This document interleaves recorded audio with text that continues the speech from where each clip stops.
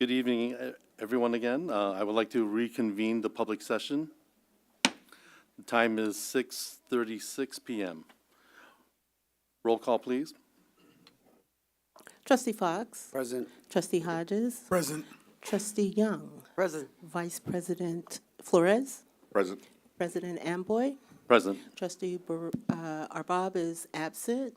Trustee De Leon. Present. And Trustee Jacobo. Present. We have a quorum. Thank you. Please rise for the Pledge of Allegiance. I pledge allegiance to the flag of the United States of America and to the republic for which it stands, one nation, under God, indivisible, with liberty and justice for all.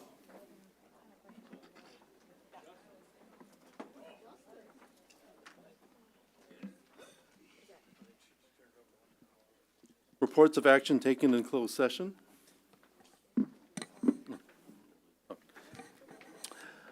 The governing board met in closed session with legal counsel regarding anticipated litigation, reviewing student discipline matters, addressing public employee discipline or complaints, and conferring with our labor negotiators. The following actions were taken. For items 3A, the governing board heard an update on anticipated litigation and provided the staff with direction.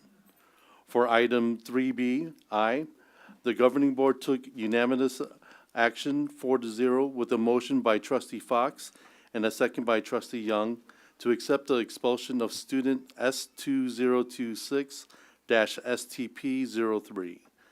The governing board also took unanimous action 4-0 with a motion by Trustee Young and a second by Trustee Fox to accept the expulsion with suspended enforcement of the student S2026-AHP01.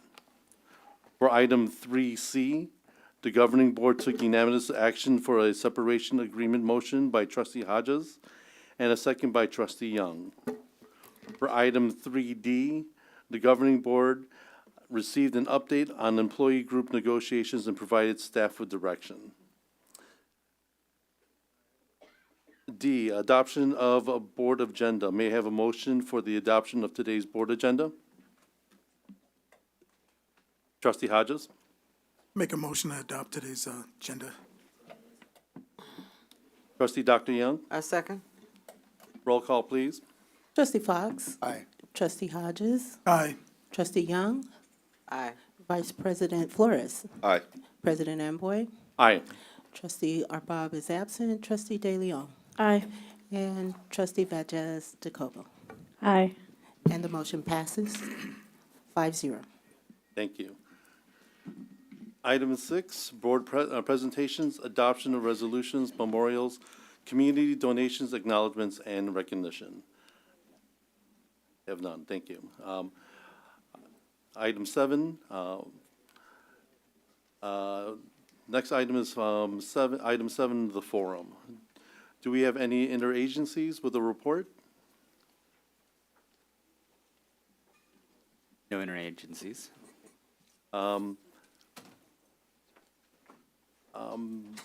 Vallejo Education Association, VEA, do we have a report?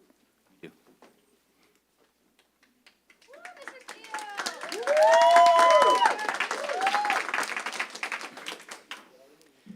Good evening, Board, trustees, and our superintendent. Right now, the stress around the district is at an extreme level. Staff who have been notified that they may not have a job next year. Staff who know that they have to move schools and classrooms. School sites and staff who are assimilating the closed schools. Students and families who know they are going to a different school next year. Historically, we start the school year short-staffed. That's historic as long as I have been in the district.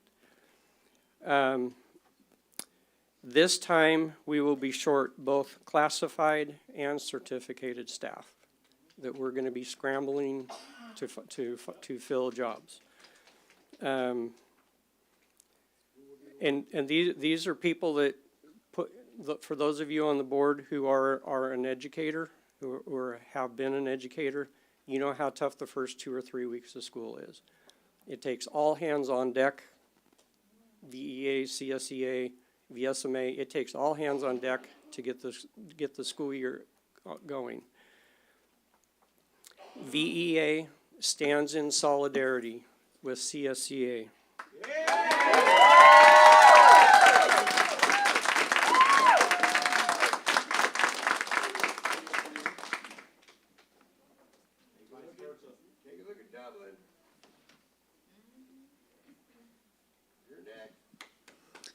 Good evening, board, trustees, superintendent, staff, and community.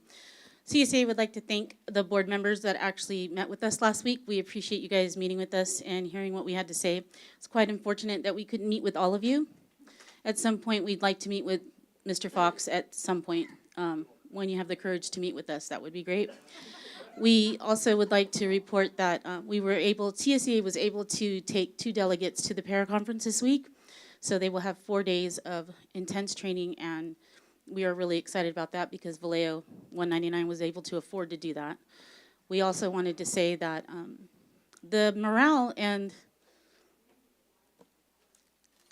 the thought process of CSEA is rough right now. And we understand that this board and its staff, its management, is expecting us to show up to work every day, and the staff is having a hard time. And so we need a little grace, more than a little grace.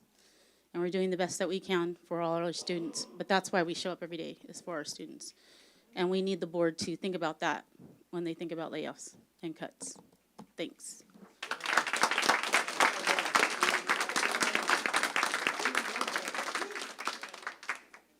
VSMA?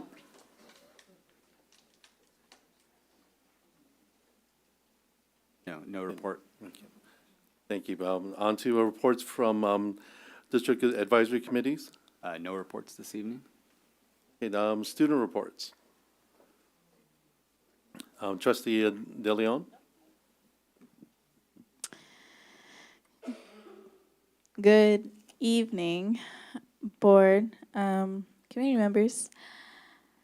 At my school right now, March 11th, so tomorrow, we have our voter registration in the PD Center. On the 12th, so Thursday, we have our Q4 new student orientation where all the students coming in from Vallejo High and Jesse Bethel will get acquainted with their student support team. On March 19th, and we have Q3 finals this Thursday and Friday. We've also had a mandatory student support hour for all the kids with D- or Fs. So the kids with the mandatory student support, those teachers are helping them prepare for their finals. On March 19th, we have an energy career panel interest meeting with Ella Acker, who is somebody who lives in our community. She's giving all of our kids info in careers in the energy field for our kids who don't want to attend college and want to do something else. We have the employment development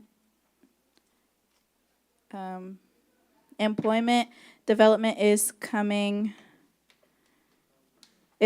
to show job opportunities in Solano County for our kids. Also telling us about them building their partnership with Solano Community College. We've also been blessed enough to send 2 students to the NLC National Conference in DC. So we have 2 representatives this year from John Finney. Our teachers are using resources that are being sent out by our principal to highlight Women's History Month. We, as a school, are participating in the March Madness campaign with pizza parties and different things for the kids with higher attendance. And we also have a spring break boot camp to earn up to 10 credits, which is 2 classes for prior failed classes for kids like me who are seniors. And have failed classes, and that's all. Thank you. Thank you. Trustee Valdez Jacobo? Good evening, community board. My name is Sonia Valdez Jacobo. I am a junior attending Vallejo High School, and here is my student report. So, Vallejo High partnered with AAPN to put on the Black History Month program. The program features students from several elementary schools, K through 8, and high schools. It was also so well attended that we had to open up an overflow room in the Vallejo High School library. To increase Vallejo High's A through G numbers, we are currently running a grade change camp for students who received a D or F in Integrated Math 1. This camp gives students the chance to not only earn a grade change, but receive targeted intervention and avoid summer school. We had our WASC mid-cycle review yesterday and received great feedback as to what is being done as well as areas to continue growth. Our students, parents, and teachers were part of the mid-cycle review. We are appreciative of our Vallejo High community for making sure the visit was a success. Long Tuesday, guys. Okay, next Friday, March 20th, Vallejo High School will be hosting our spring community event, International Night.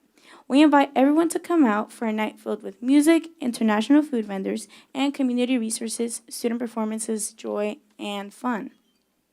Tomorrow, our CSF students will be participating in the Math Steeplechase. Apologies if I said that wrong. Which will take place tomorrow at Solano Community College. Let's all wish them some luck. And Vallejo High had 22 students qualify for the Skills USA State Championship. Students qualified in 7 different categories. The state competition takes place April 9th to 12th in Ontario, California. We wish them all luck. Now, more on the personal side, softball season started. Super excited, except I broke my ankle like a week before the game. I know, it sucks. So hopefully, they told me that I was going to be out for like 3 months. I think I'm going to be back sooner. I don't know. I might be delusional. But, yeah, just super happy to be here, guys. And, yeah, that's it.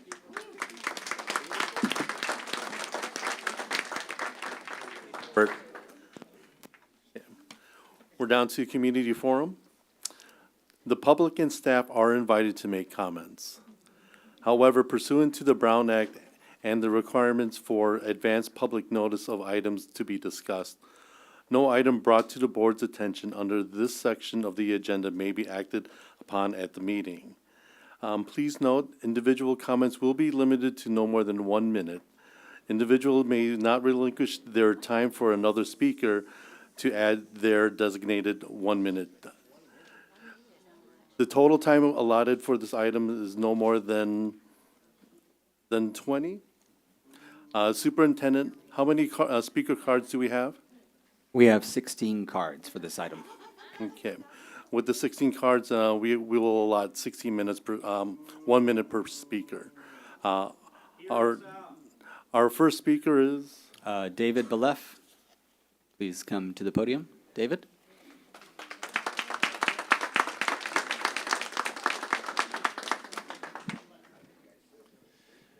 Good afternoon, Board. I thank you all, and thank you, members.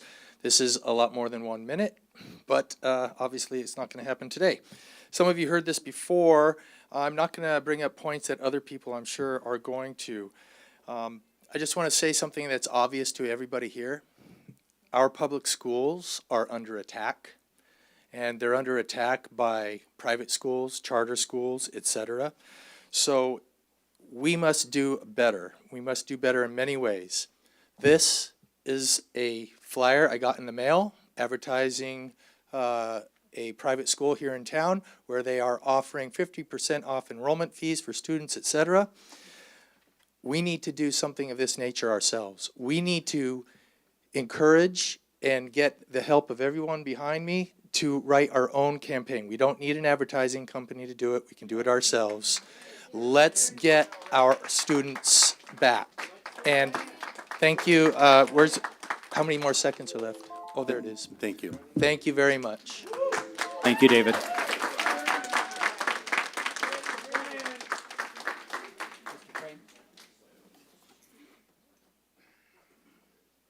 Good evening. As a governing board member, you have the right to and the responsibility to question what the district is doing and is doing and to ensure that it is at the best interest of our students. There is no way possible to maintain this district properly with the amount of maintenance and grounds that are on the new layoff list. There will be not enough members left. The district sees the CSEA members that have been around 5, 10, 25, even 40 years as a high earner, but they fail to remember the knowledge that these long-term employees have. You can't buy that type of knowledge. Even the contractors the districts hire come to us for the information about where shut-off valves, isolation valves, electrical disconnects, etc., none of which is available in any blueprints or in the books. It is all handed down knowledge. That is why I'm hoping that you will reconsider these cuts. There must be another way to solve this budget problem.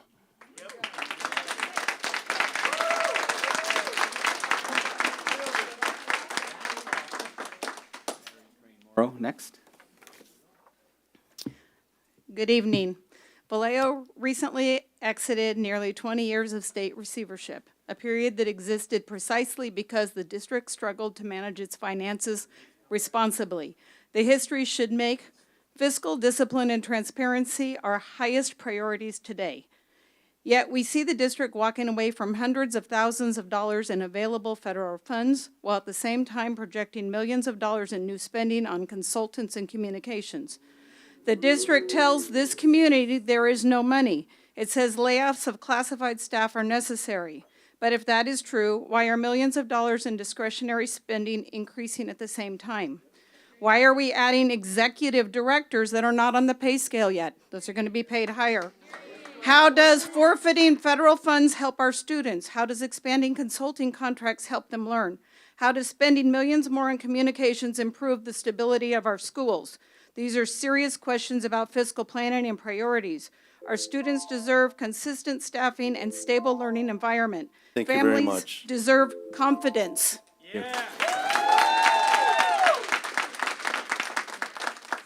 Crane, Cindy Crane, next. And after Cindy, just so we know, April Nelson is next after that. I'm standing with you. Thank you. Good evening. When classified positions are reduced, classrooms feel the impact immediately. Paraeducators support instruction, office staff helps family, custodians maintain safe environments. Books and supplies are important, and they directly support students' learning. No one here is arguing against providing students with the materials they need to succeed, but the district says it cannot afford to keep the adults who support students every day, while always saying it needs millions of dollars in increased discretionary spending in areas like consulting contracts and communications. So the question many families and employees are asking is simple. If there are millions available for consultants and millions more for communications, why is there not money for the people who work directly with our students? Consultants cannot supervise the campus, support a struggling learner, or help a family navigate school services. Our students' success with the adults who support them every day are present in their schools, and protecting these positions should be a priority. Thank you.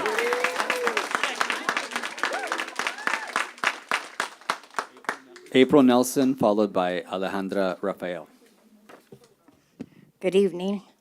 Okay, let me figure out where I'm at now that I cut it in half.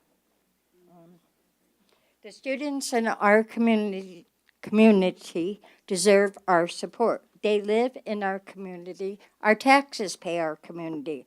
Transportation is not going to deliver our special needs students all the way to Vacaville, Benicia, or Fairfield. That's ridiculous. We need to meet the students where they're at, especially special ed, because we get federal dollars and federal money for those students. Those students require social emotional skills, trauma, regulating their minds and bodies, and able to learn, as well as toileting and feeding, to name a few. Are you going to deny our children the rights to learn and to be successful in the community that they live in? They're not going to walk to another community, and Thank half you. of those parents. Thank you. Alejandra, followed by Glenn Laval. Good evening. When school site staffing is reduced, the greatest impact always falls on the students who rely most on support services. Right now, the district is proposing to close schools that serve many of Valeo's lowest income students, English learners, and students with special needs. These are the very students who depend most on stable school environments and the adults who support them every day. School closures and layoffs do not happen in a vacuum. When schools close, students are displaced. Families lose trusted relationships with staff. Students who already face barriers in learning must adjust to new campuses, new routines, and fewer support staff at the same time. At the same time, we know the district has allowed federal funds intended to support these vulnerable students to go unused or be forfeited. Those funds were specifically meant to help English learners, provide instructional support, and strengthen student services. So the community is left asking a very serious question about priorities. Why are schools that serve our most vulnerable? Thank you very much.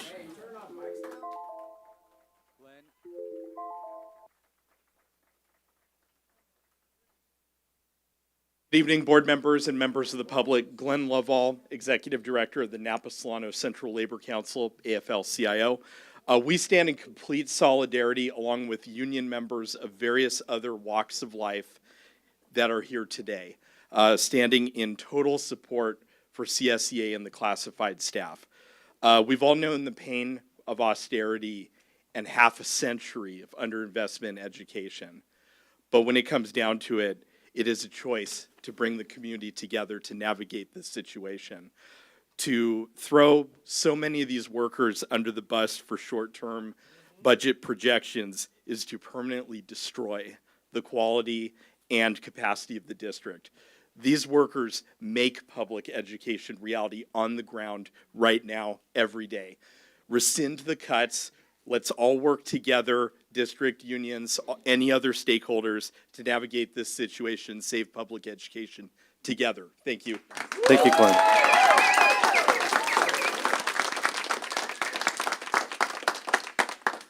I'm looking for Kat Teagan. Salas Teagan. Yep. Teagan. Followed by Nikki Arenal.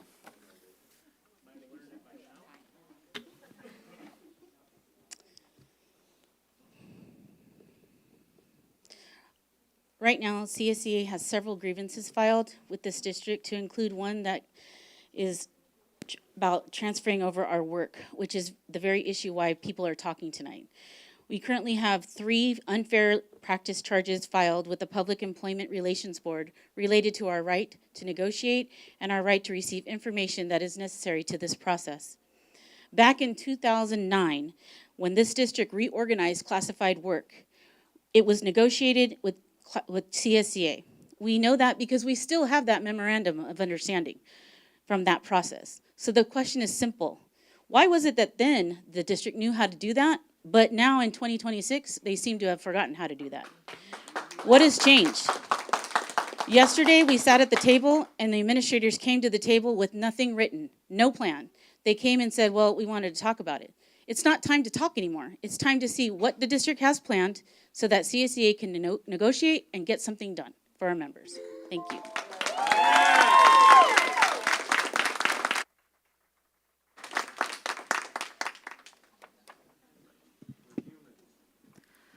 Yes, we are human, so that's where I'm starting. Thank you. So I'm coming from a different angle. I've spoken to a lot of you, met a lot of you, and one thing that everybody in here knows about me, I grew up in this community, Glencoe, Franklin, Hogan, and something that always ran through my mind as a kid and even as a young adult was, VCUSD doesn't care about us.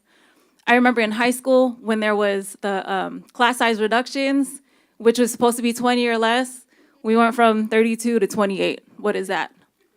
And now as an employee, seeing how as a kid, we were treated like we weren't worth putting in all the work. Now as an employee, working for this very same district, it's the same thing. We as employees, are we not worth the work to look at other ways to cut the budget, to keep our people on campus, the trusted adults that our students go to, that my 15-year-old daughter at Bethel goes to when they need support? Where is the work? Where is your work?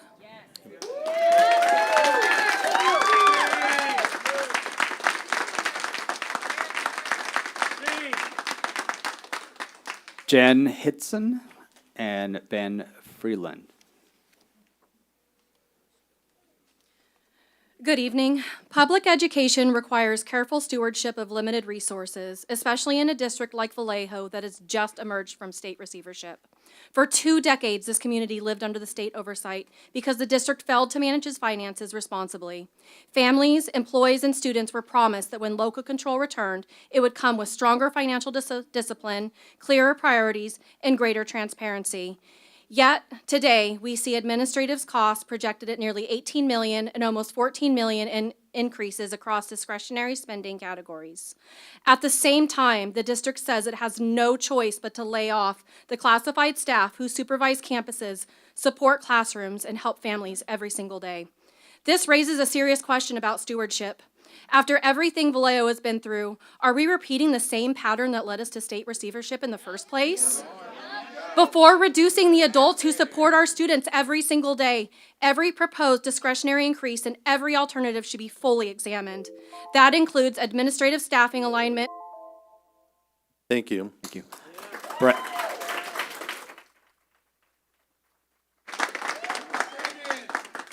Good evening. The district is pursuing a multi-year plan for upgrades to technology and digital curriculum expansion, and it is not state mandated. Technology can be a support for learning students, and students should have access to modern tools and resources in their classrooms. But the question before this board tonight is about priorities. At the same time these upgrades are being proposed, the district is planning to reduce positions that provide direct in-person support to students on our campuses. Technology can be helpful, but devices do not supervise hallways. They do not notice when a student is struggling emotionally. They do not provide one-on-one help to a child who needs extra support. They do not assist a student with special needs or help a family who walks into the school office looking for guidance. Those things are done by classified professionals you want to lay off. Paraeducators support student learning. Custodians keep campuses safe and clean. Thank you very Office staff much. Appreciate it.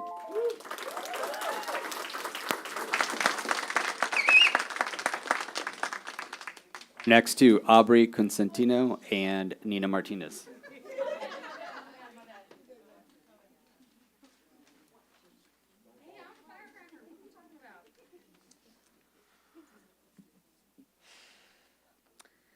My name is Aubrey Cosentino, and I'm a site safety supervisor, and I am essential. Can you tell me why the threat of receivership is being put on our backs for us to bear the weight of? Why is it that the ones who show up day to day are being told it's us that have to be cut because the higher ups did not make the best decisions? How many of us little guys are able to approve purchases? How many of us have the say-so in how the budget is spent?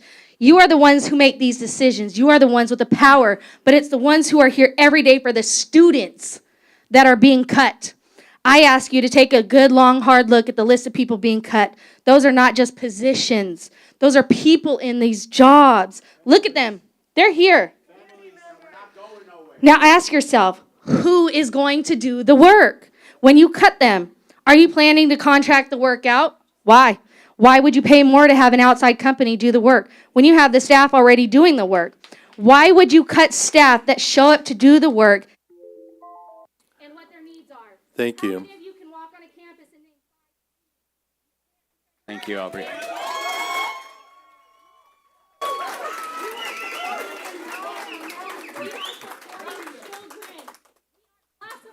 Thank you. I appreciate it.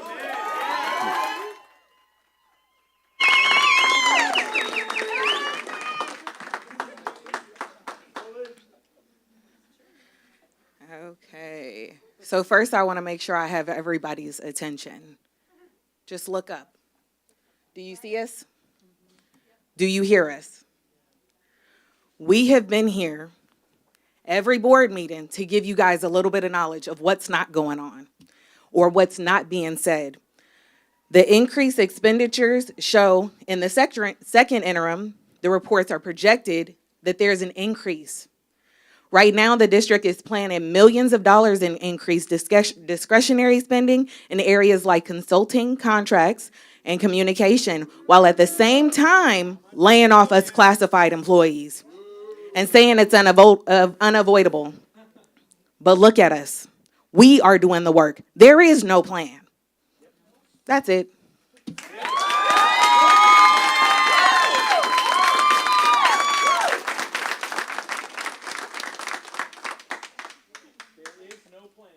Is this purely Dumont? Is that right? I'm trying to read the writing. Yes. Peasley, thank you.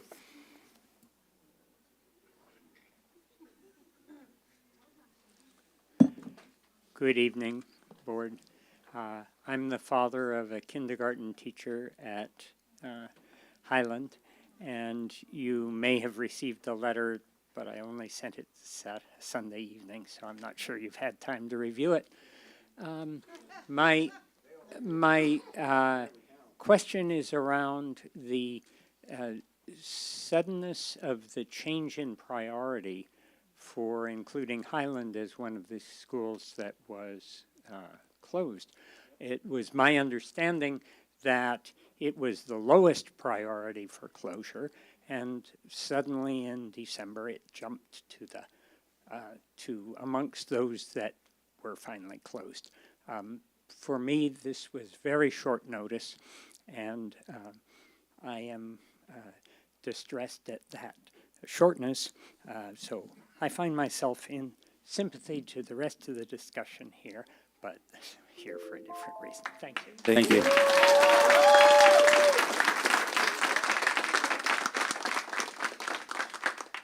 Sheila Womack, followed by Ryan Calarina.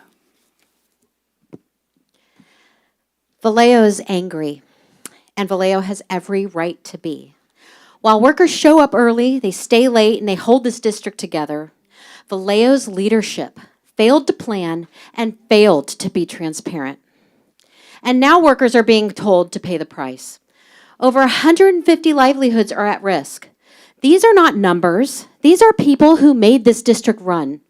I come from Windsor, a financially sound district that plans ahead and understands one basic truth. You do not balance budgets on the backs of your people. Windsor proves this did not have to happen here. So Vallejo's leadership should not claim this was inevitable. What Vallejo is facing is not necessity, it is negligence. And yes, it's a crying shame. Shame on cutting workers first. Shame on secrecy. Shame on you. I am in CSEA mentorship right now. I will be bringing Vallejo's experience back to my chapter as a learning lesson about why transparency, planning, and workers' unity matters. Vallejo runs on workers. Thank you very much. Thank you.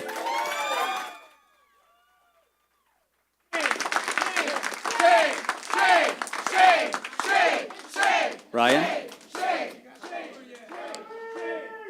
Good evening, Board. I teach at Bethel, and my kid goes to Wardlaw, my 5-year-old daughter. I had an interaction with some parents at the mall like a month ago. I took my kids to this play area, and this father was from Vallejo, and he asked me, where do you send your kids to school? Because I'm terrified of sending my kids to Vallejo schools. I defended our schools a lot. I said a lot of things. But my question for the board is, how do you expect me to give a wholehearted defense of our schools and our district? How do you expect, how do I feel about my own decision to put my kid in Vallejo schools under the context of critical lifeblood resources being cut? That's my question for the board.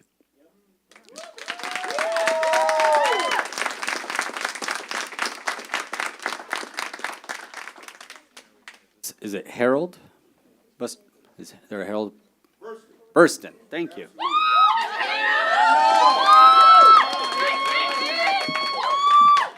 Thank you all so much. I know I have a minute, but I want to say this. I appreciate this new superintendent because we now get to expose the gatekeepers, those that have held back Vallejo. We can't be angry at this new superintendent. Let's let him expose the corruption that had been going on in this city. My life in the business of children started before Vallejo. I was built by Cheryl Creasy. I was built by Frederick Burton, Minneapolis, Minnesota, Fort Worth, Texas. So Vallejo has had a gift from God not being invested in the city, but being invested in the children. So I would say today, I understand. I take no favors, but let this man, because I've been through 5 superintendents? Can't penalize this one. Let's let him expose what has been holding back Vallejo for years. And I support you, Superintendent. Thank you so much.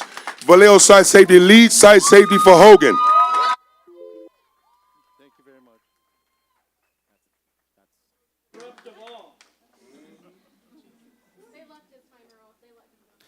Thank you, everyone. Right now, we're moving down to consent. The consent agenda includes items A through V. May I have a motion and a second to adopt the consent items? A lot of contracts in there. But we don't need to ask any questions, right? Nope. Vice President Flores? Make a motion to adopt consent items 8A through 8V. Do I have a second? Dr. Young? A second. Roll call, please. Trustee Flores. I'm sorry. Trustee Fox. Aye. Trustee Hodges. Trustee Young. Aye. Vice President Flores. Aye. President Amboy. Aye. Trustee Arbob is absent. Trustee De Leon. Aye. And Trustee Valdez Jacobo. Aye. The motion passes 5-0. Thank you. We're moving on to 9A, 9, information. 9A is the first reading of a set of board policy updates, so we're bringing it forward to the board. This will return the next meeting for the second reading and adoption.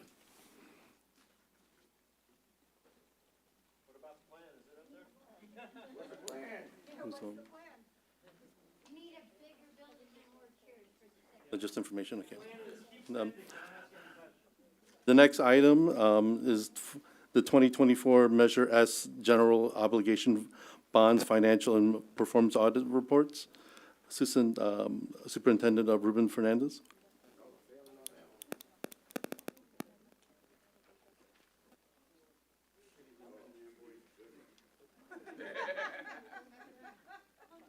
Test.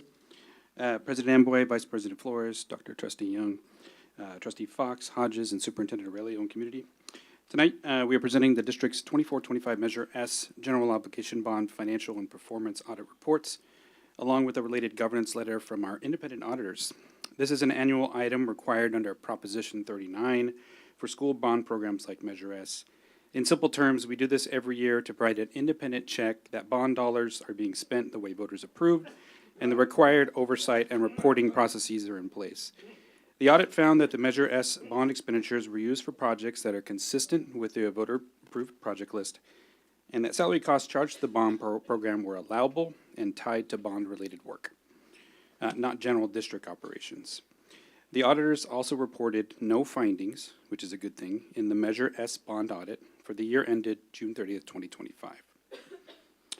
Financially, the Measure S bond fund ended the year with approximately $73.9 million in restricted fund balance. The district had about $43.8 million in commitments and unfinished projects as of June 30th, 2025. The bottom line is that the annual audit process is about accountability and public trust and confirms that Measure S bond dollars are being used for the purposes voter approved and that the district remains in compliance with the oversight requirements that come with school bond funding. At this time, I'm asking the board to receive this item as information and would be happy to answer any questions. They were already repairing stuff from that bond. Yeah, every day. What's the plan? What's the plan? Can you fix the sewage back up? Okay. Huh? Who's gonna unclog the pipes? Who's gonna do it? Your 3 guys and 1 Thank ground you. worker? Right? We were told that that works somewhere. Again, I do want to let the public know, again, this is, we are having a public meeting. Our meeting is public. We do welcome comments when it, and the comments were made earlier. And, okay. And again, we would just like to move forward with our items so we can move forward. Took 20 minutes of our time for your little recess. Or was it a timeout? Next item. Next item, please. Moving on to 10, action, item 10. We have several items to vote on today. President Amboy, so you know, for item 10A, we do have comment cards. So once the Assistant Superintendent Chamberlain presents, before any votes taken, we should take the comment cards. Thank you. Superintendent. Okay, good evening. Tonight before you, I have a memorandum of understanding between Vallejo City Unified School District and California School Employee Association, Vallejo Chapter 199, regarding the clarification of existing CBA language regarding layoffs. And the MOU is before you, and we signed and negotiated this in October, and I'm looking for your support. Okay. Does the board want me to do the cards first? I don't know if you have questions. I think we should, we'll move on to the cards first before we vote. Cards? Yes, please. So you have 5 cards for this item.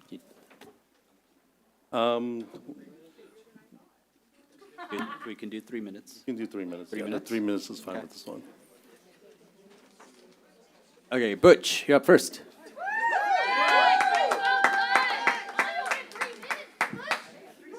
No, I'm going to go off the cuff this time because I didn't know how much time I was going to have. Okay, for those who don't know me, I'm Edwin. I go by the name Butch Crane. I'm senior lead grounds, been with the district for going on 14 and a half years. When the layoffs happen, I'll be 6 months shy of being able to get that medical. Thanks. Thank you a lot. I'm a product of your schools, Cooper, Franklin, Vallejo Junior High, Vallejo High. All my kids have gone to these schools, graduated from these schools. I got a daughter who's a principal at one of your schools. So I'm vested interest in these schools. My job is being eliminated. My spray tech guy is being eliminated. We are the only 2 licensed by the state of California to come in here and spray in this room right now if you got bugs. With us gone, nobody's spraying in here. You're going to do contracted at twice, triple the price. I also have the Class B driver's license, the only one in our district for the heavy equipment. When those properties we've been trying to sell for how many years? We have to weed abatement 2 to 3 times, sometimes 4 times a year. I'm the one who can go over to Benicia, pick up the trailer, drive it back on the street because of the weight of that trailer. I'm the only one in the district that can do that, unless in the grounds department. The bus drivers, yes, but they're a little bit busy. The mechanics are a little bit busy. We cannot live with such short crew. I say every day I get a phone call about something, water leaking somewhere or whatever. Either I go, my sprinkler tech goes. You eliminate him, myself, and the spray guy, you're down to 7 grounds guys. Back when you cut us back in the past 4, you guys were here, the state said we should be 18. We were 11 with the 12th getting ready to start. They said we don't need him. So the board decided we only needed 11. So that's less than 2/3. You take 3 from the 10 now and still taking 380 acres, it's going to show in months, real quick. Every time I turn around, the other day I get a phone call or a text, a sprinkler in an office. Here's a sprinkler some kid broke off. There you go, right there. Every time we turn around, I get phone calls about water leaking. I go out there, or my guys know, because we know where the shutoffs are. You call a contractor, 2-3 days maybe, and where are they going to shut off? They'll shut the entire school off. Then you can't have kids because you have no water. They don't know how to isolate. We do. You cannot live without our crew. Thank you.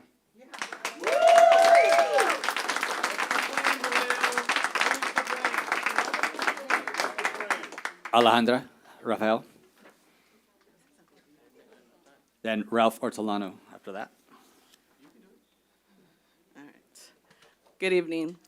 My name is Alejandra Rafael, and I have been working for the school district for the past 10 years. I am product of Vallejo too. I went to Stephen Manor Elementary School, I went to Springstown Middle School, and I graduated from Hogan High School back in '07. Came back to my community, graduated from UC Davis, got my bachelor's. I always wanted to give back to my community, and I've been doing so for the last 10 years. That's right. So I'm here today because I wanted to talk to you guys about transparency. You guys talk about it saying that you guys been transparent from the beginning, but district leadership has not been transparent, especially with us ASPs. We did not know that 19 of us were going to get cut this school year, okay? And I think that already, for me, is like, you know, we found out in January when Matt sent that email. And then after that, it's like we had an ASP meeting scheduled for like the next week or so, and it was canceled. February canceled, March canceled. We still haven't heard from nobody from the district leadership team because there's no plan. What's gonna happen to all our kids? You guys, oh, admins are gonna take over the SSTs? Oh, okay. I don't know about that. And I'm really concerned about our students and our community. There's so many students who are getting support services from us. McKinney-Vento students are homeless students. There's so many students that need us, but yet I have never seen any of you on our campuses. None of you have come to ask, what do you do, Alejandra? Oh, apparently nothing, because you guys are deciding to eliminate 19 of us. There's so many other people here, bilingual liaisons, bilingual translators. We have one bilingual bilingual tutor at our school site. And guess what? We need more because we have so many of our EL students who need support in the classroom. There's not enough of them in the classroom. We need more support, and you guys are about to cut all this support that is given to our students, and that's not right. That's just not right.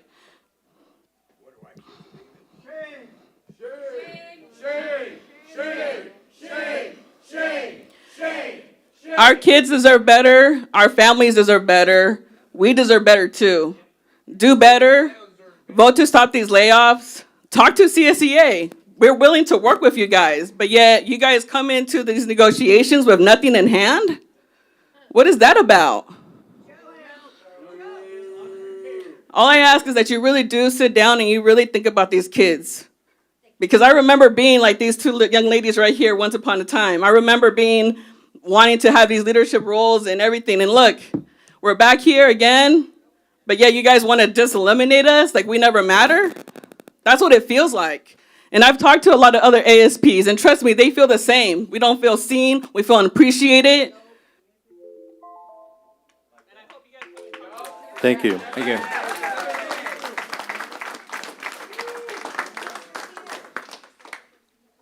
Good evening. I'm Ralph Ortolano. I wanted to thank the superintendent because I thought that it meant a lot that the first cuts that you made were the department heads of this district rather than the people at the bottom. That spoke a lot to me. And there are a lot of positions that we really do need that are important to us being able to do our jobs to build a better educational system, because that's what attracts people to bring their kids to these schools rather than to our competitors. For example, Alejandra mentioned the bilingual tutor. Very valuable. I've used him a lot on my campus. When I worked at LA Unified, if I was lucky, maybe somebody from IT would show up in 6 months. And I'd know, well, that projector's just not going to work for the rest of the school year. I guess I'm just going to do it with a piece of chalk on a chalkboard. This district has a very supportive, especially if you're in a district where you've gone electronic and you got everybody that's got a personal computer, right? You need to have the support to make sure that the system runs. And I just hope that you be a little more, I guess, you really need to look at the support positions that you have to make sure that you're not cutting things that are going to make everything go awry in the future. And certainly from my perspective as a VEA member, We're running a program for this district. I'm doing everything I can to try to attract people to this district so that you can get more ADA funds, so that you have a program that's going to attract money here. Because if I fill one classroom with people who otherwise wouldn't gone to this school district, that's $1 million. And that's going to pay a lot of salaries. So that's, I can't do a lot of things, but I can do that. And that's what I've been trying to do. And thank you for your time. Thank you.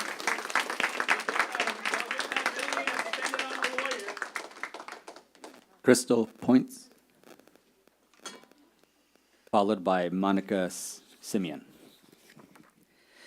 Good evening. My name is Crystal Points, and I have worked in Vallejo City Unified School District for 26 years. During my time in the district, there have been 4 rounds of reduction to school counselors. The first occurred in 2005, and then in 2011, then 2019, and now in 2026. Despite the past reductions, in all my years of service, I have never had a caseload of 1 to 500 students. I have been laid off, later returned to the district, transitioned into an administrative role, and eventually returned to counseling.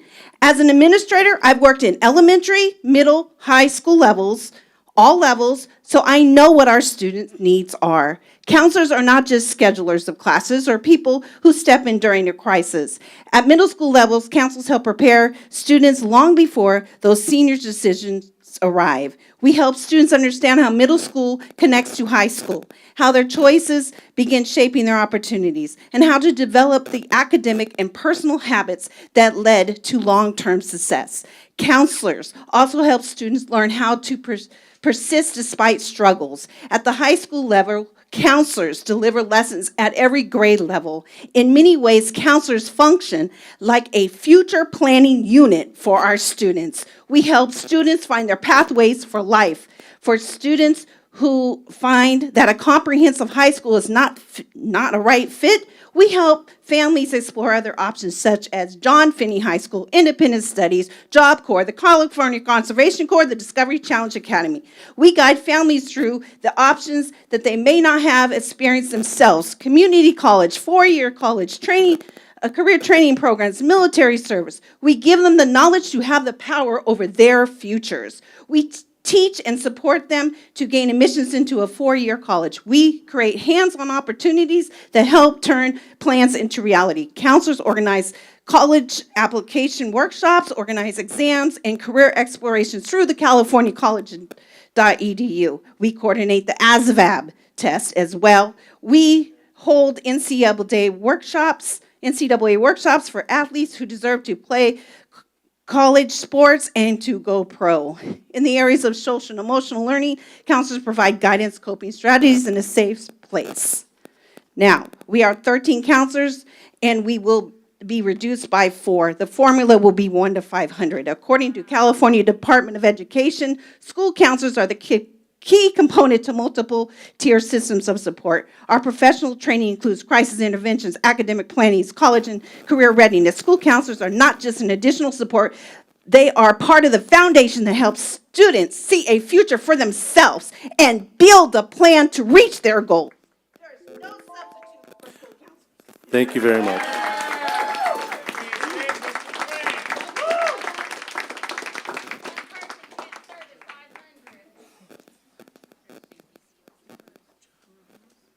Good evening, everyone. My name is Monica Simeon, and I'm a school counselor at Vallejo High School and a proud graduate of Vallejo High School.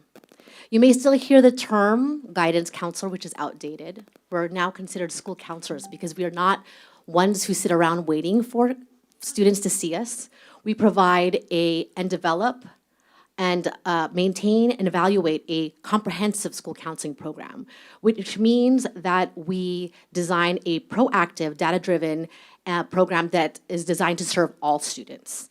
At Vallejo High, our program operates under this model, and our work is guided by a program manual, annual planning, measurable goals, and data-driven decision-making to ensure we're meeting student needs. School counselors today are not simply responding to these problems or waiting for students to see us. Instead, we intentionally design systems that provide support at every level. universal supports for all students, targeted interventions for students who need additional help, and individualized services for those facing the greatest challenges. This work connects to what California schools implement through MTSS, which helps schools provide the right levels of support for all students. But school counselors operate within something broader called a multi-tiered, multi-domain system of supports, or MTMDSS, which recognize that students need support across 3 developmental domains. So we provide support again under the academic development, helping students stay on track for graduation, college and career readiness, helping students to understand and access their post-secondary options, and social emotional development, helping students navigate through the hardest challenges, family challenges, peer conflict, and other barriers that affect learning. School counselors are uniquely trained to work across all of these 3 domains. All school counselors hold a pupil personnel services credential and master's level training in counseling. And some of us even hold credentials as teachers and administrators. Our preparation allows us to integrate academic planning, college and career access, and social emotional support in ways that no other role in a school system is especially trained to do. School counselors also serve as leaders and advocates for systems that expand opportunity for students.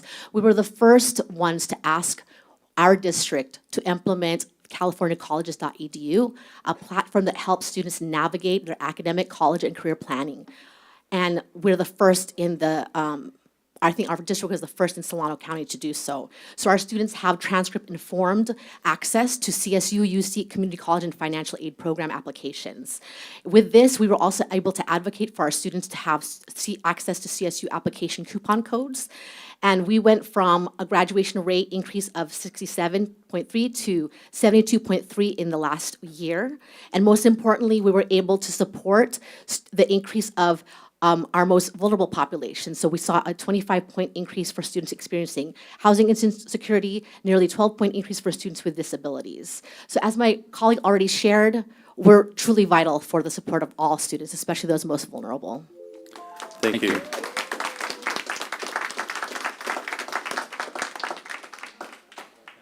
The last card for this item. Thank you. I'd like to call the board for a motion.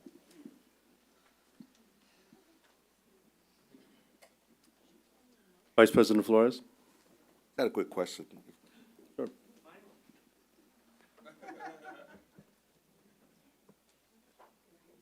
So when this was formulated, this MOU, can I ask if, at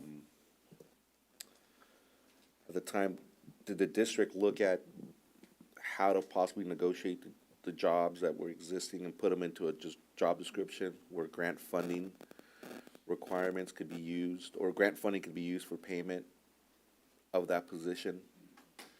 Was that something that was looked at? We've been evaluating that over time, yes. Okay, thank you.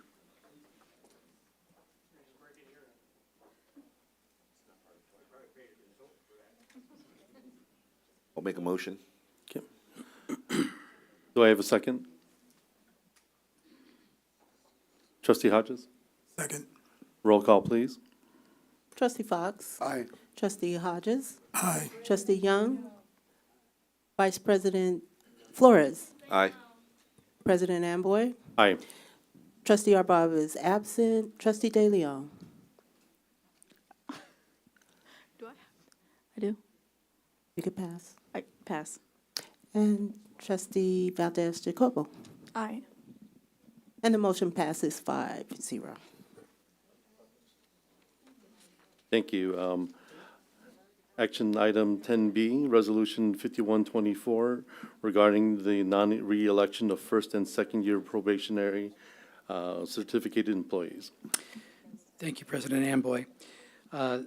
Resolution 5124, whereas Education Code Section 44929.21B requires that the superintendent notify probationary employee or employees in a position requiring certification qualifications of the decision to re-elect or non-re-elect the employee to such a position for the next succeeding school year, and whereas the employee identified as number 12244 is employed by the district as first or second year probationary certificated employee for the school year 25-26, and whereas it's been recommended to the superintendent of the Vallejo City Unified School District not to re-elect said employee for the upcoming school year of 26-27.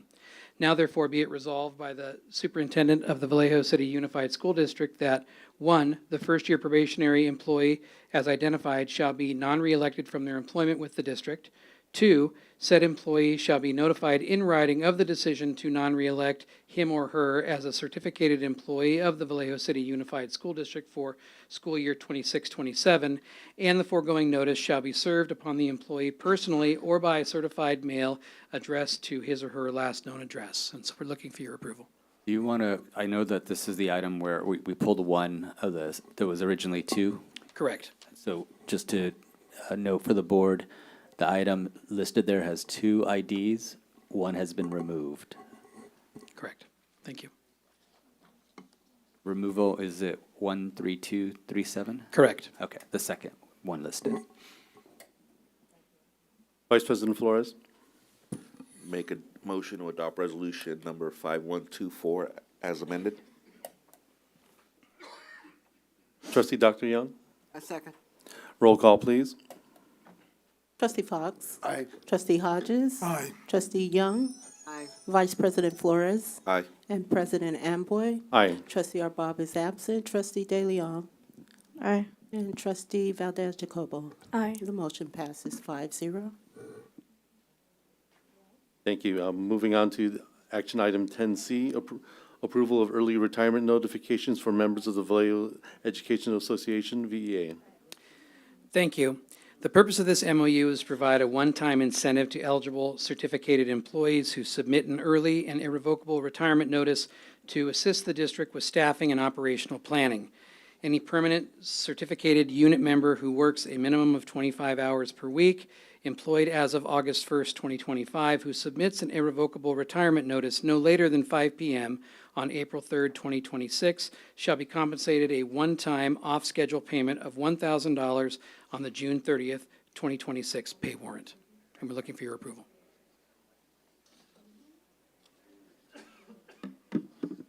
Vice President Flores. Just a quick question on this again. Now, this would still allow them to come back and substitute at a different time? Absolutely, yes. So, Yeah, as long as they don't formally retire and touch their CalSTRS, they can come back and sub for us, yes. If they do touch their CalSTRS, then they have to wait 6 months before they come back and sub with us. okay, thank you. Trustee Dr. Young. They have a cap on it? Cap on it? There is a cap on overall funding. Off the top of my head, I don't have that number. Trustee Hodges. Is there a time frame where if somebody took this, returning back as a sub, is there like a time frame where they have to wait? Only if they touch their CalSTRS retirement. Then they have to wait 180 days. Okay, so if I took that, I could turn around immediately and start substituting. That's my understanding, yes. Do I have a motion? Vice President Flores. Make a motion for approval of the MOU. Trustee Dr. Young. Roll call, please. Trustee Fox. Aye. Trustee Hodges. Aye. Trustee Young. Aye. Vice President Flores. Aye. President Amboy. Aye. Trustee Arbob is absent. Trustee De Leon. Aye. And Trustee Valdez Jacobo. Aye. And the motion passes 5-0. Thank you. Moving on to action item 10D, approval of management job description. Thank you. It's recommended to the governing board to approve the following certificated and/or classified management job descriptions for the Executive Director of Operations, the Executive Director of Human Resources, the Assistant Director of Business Services, the Assistant Director of Operations, and the Coordinator of Human Resources. These jobs are due to the district reorganization, alignment to job duties, and maintaining fiscal responsibility. Education Code 35020 requires that the governing board of each school district shall fix and prescribe the duties to be performed by all persons in the public service, school service sector in the school district. And so due to the adjustment in size of the departments and the reorganization, we look for your approval. Vice President Flores. Make a motion for approval of management job descriptions. Do I have a second? Trustee Hodges? Second. Roll call, please. Trustee Fox. Aye. Trustee Hodges. Aye. Trustee Young. Aye. Vice President Flores. Aye. President Amboy. Aye. Trustee Arbab is absent. Trustee De Leon. Aye. And Trustee Valdez Jacobo. Aye. The motion passes 5-0. Action item 10E, approval of memorandum of understanding between Vallejo City Unified School District and VEA for a supplemental early retirement program. Thank you. It is recommended the governing board approve the supplemental early retirement employee retirement program for members of the Vallejo Educators Association. The Vallejo Education Association and the Vallejo City Unified School District entered into a memorandum of understanding related to the supplemental early retirement program for the district. California Government Code Section 53224 authorizes school districts to make contributions to retirement plans. The Vallejo City Unified School District desires to provide retirement plans to its certificated employees under such a plan and establishes a retirement plan for certain employees of the district effective July 1, 2026. We're looking for your approval. Do I have a motion? Trustee Hodges? I'd like to make a motion to approve the item E. Trustee Dr. Young?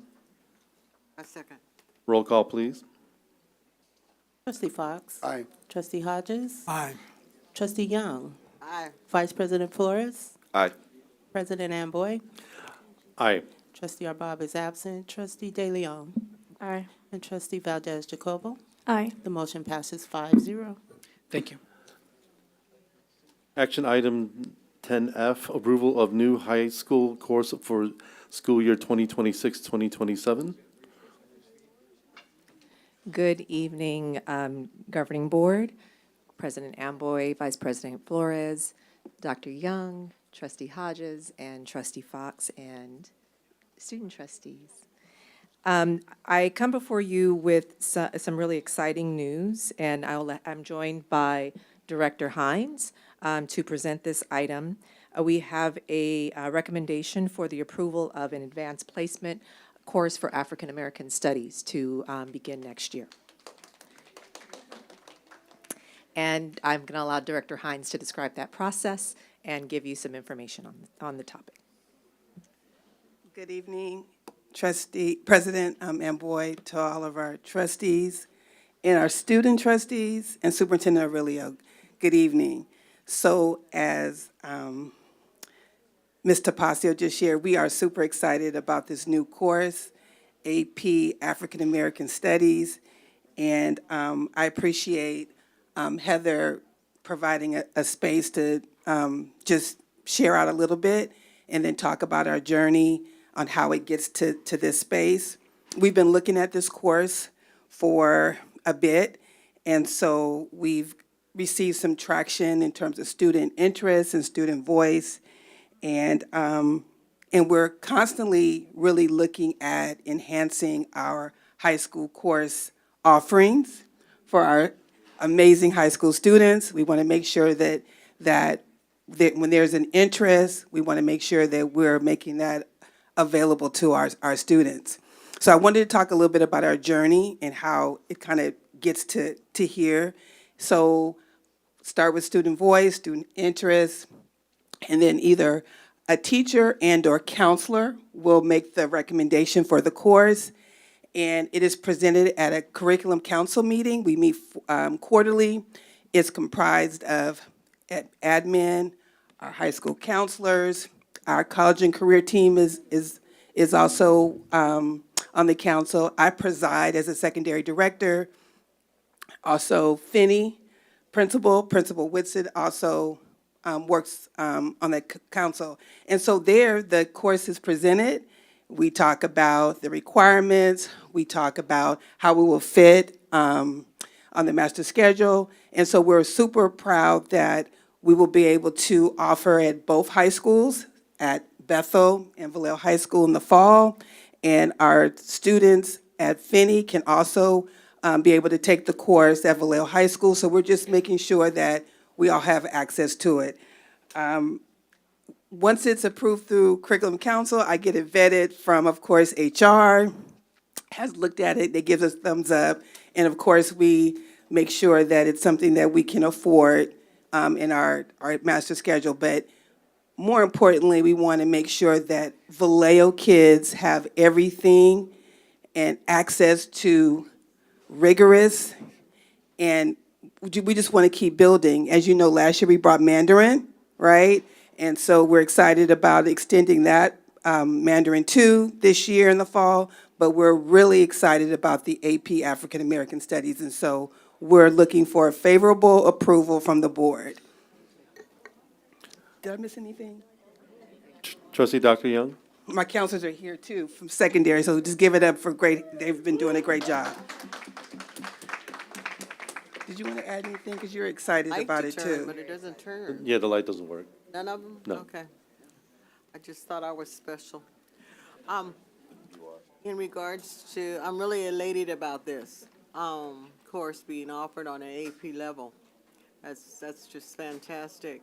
My question is, will it be offered at all the school sites at higher level? And do we have the right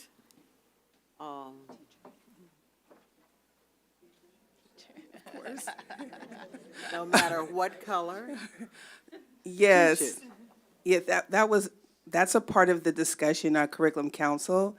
And so we both, at both school sites, we do have the right teacher, Dr. Young. But we're looking for amazing results. We have a big student interest. And so we'll have one section. We'll start off with one section at both of our comprehensive high schools. So we're super excited about that. Because that's very important. That's the key to the course, to have somebody in there that can keep the interest of the students and refine it as they go along. So thank you for that fight. You got to keep on pushing though. Can't stop now. Trustee De Leon? Just one quick question. I don't really know the difference between why classes are classes, and like I know some difference between like English and English honors, but why did it have to be an AP? Why? That's a good question. Well, the thing about an AP is that it acknowledges the additional level of rigor required and the depth of study, but also it's the college credit that comes along with an AP because it is a more rigorous course of study. So what this also does is elevates our study of our representative groups in our community and elevates that to be on par with all other areas of study that we have on an accelerated basis, right? So it says that this is just as important an area of study. So, because for me personally in high school, I saw AP and like shied away from it. I was like, I don't want to, it kind of scared me. So I know like you guys are starting with APs, but future wise, do you guys see it being like in just a class? Because we have, like for me, I have multicultural literature. We have, what's that, Bethel? No, ethnic studies freshman year, which we learned about different ethnicities, but do you see it being like for a regular class, like, or just an AP? So for now, the course we're bringing right now is an AP course, and I think that it can reduce that kind of anxiety that someone might have around trying an AP course because it's something that some students are going to be really passionate about. Yeah. The entry for an AP course has to lean into your personal passions and interests, right? So what we're also trying to do is open that door of who belongs in an AP class, right? And representation on that level. Now, certainly if there is an interest among students and teachers to bring a different level course through the Curriculum Council process, I think that would be a path to take. Okay, thank you. Vice President Flores? So just a couple things, kind of just to echo on student trustee DeLeon. I think I'd like to see a build-up to the AP course, right? So that we're not just dropping kids into an AP program on that specific subject. You know, it'd be great to have a lead-up, classes leading up to it, just regular classes like the trustee said, that kids could take on African American studies. The other thing that worries me about this, and I'm asking you, Superintendent Aurelio, and the cabinet, what does it take to guarantee it? Because looking at the fiscal impact, there's a lot of contingencies that are going to happen before this class can happen. So I don't want to be here voting on something that we're going to give the community, you know, I don't want to say hope, but you know, let them see, oh wow, this is great, this is coming. But then we quietly say, but only if there's money for it, because we're not sure.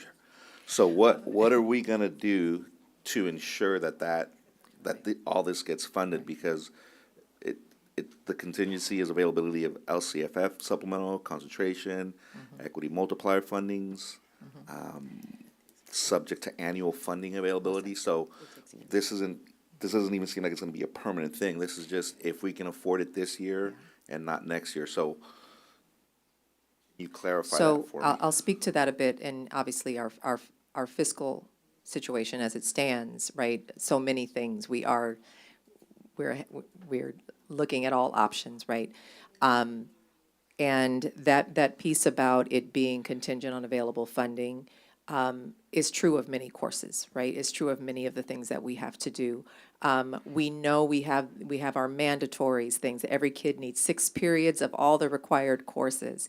And what I feel confident about is that this course is popular enough, is going to be popular enough that we'll be able to see that, okay, this class will fill, so therefore it should remain, right? If we have fewer students requesting or accessing this course, then of course we'd have to look at whether or not it's fiscally sustainable. And we do want to be able to use all of the restricted pots of money to be able to ensure that we can do this. If we just say, oh, out of general fund, then it's more likely that those funding streams might be restricted. If we look at our alternative funding sources, then we have a better chance of kind of holding it within our LCAP and equity multiplier funding as an activity to serve and support all students accessing higher education or seeing a route for themselves to higher education, which is part of our LCAP activity, right? So I can't say that there will always be money, and I know that's a difficult thing to hear, but we want to protect this in as many ways as we can. But it starts with having access and availability.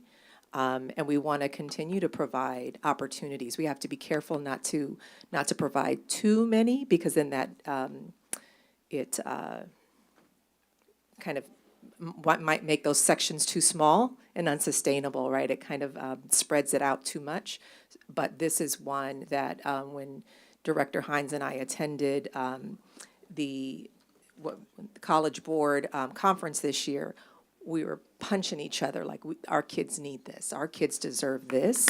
And it opens a door to someone, a student maybe seeing themselves as a college-bound student who maybe didn't before, didn't think that AP was for them, but it is, and it can be. So there's so many opportunities, and I don't want to close this off because maybe there won't, you know, we can't say there will always be funding, but we will try to make sure that there is. If I could add, Vice President Flores, part of the puzzle is always looking at the amount of full-time equivalents we have based on enrollment at a high school. And there's a set number of courses that you can offer, and you have to massage that course based on what the interest of our students are. So if we have the interest in these courses, they're going to sustain, But that means we also have to know when we have to pull back from some courses that are maybe not being attended by our students. If they're not requesting certain courses, then we need to make those tough calls and move on from some courses like that. And the other thing I'll note about this course is it does meet a graduation requirement of ethnic studies. So Trustee De Leon mentioned, you take ethnic studies, but this would fulfill that requirement, right? So it could be a choice for a student that might be more interested in having this higher course. Trustee Dr. Young? My question is, we have certain requirements that are required for graduation, is that correct? Still? Yes, Can that be part of those requirements? Yes, ma'am. It satisfies ethnic studies. It does. Oh. Yes. Okay, which one? And, can I'm sorry, for the class of 2030. For the class of 2030, they correct, the team corrected me. As of the class of 2030, it satisfies ethnic studies. So not right So now. they cannot take one of those requirements? See, I need a Get counselor it right up here. now, get it right, get it right. State legislation states that, starting with the class of 2030, graduation requirements now include, in the state of California, 1 semester of a standalone ethnic studies class, and starting with the class of 2031, a standalone financial literacy class. So there are going to be new graduation requirements starting with our rising freshmen. So you're saying that they still have to take the requirements, 2 semesters of U.S. history, 2 semesters of world history, and government and econ? Correct. And Okay, that's not leaving a whole lot of leeway No. for them to explore It does not. this new subject. So what priorities are we gonna give them that they can explore this new subject, this AP subject, and not be worried about meeting these qualifications? It can't be an elective. I don't want to see this course as an elective.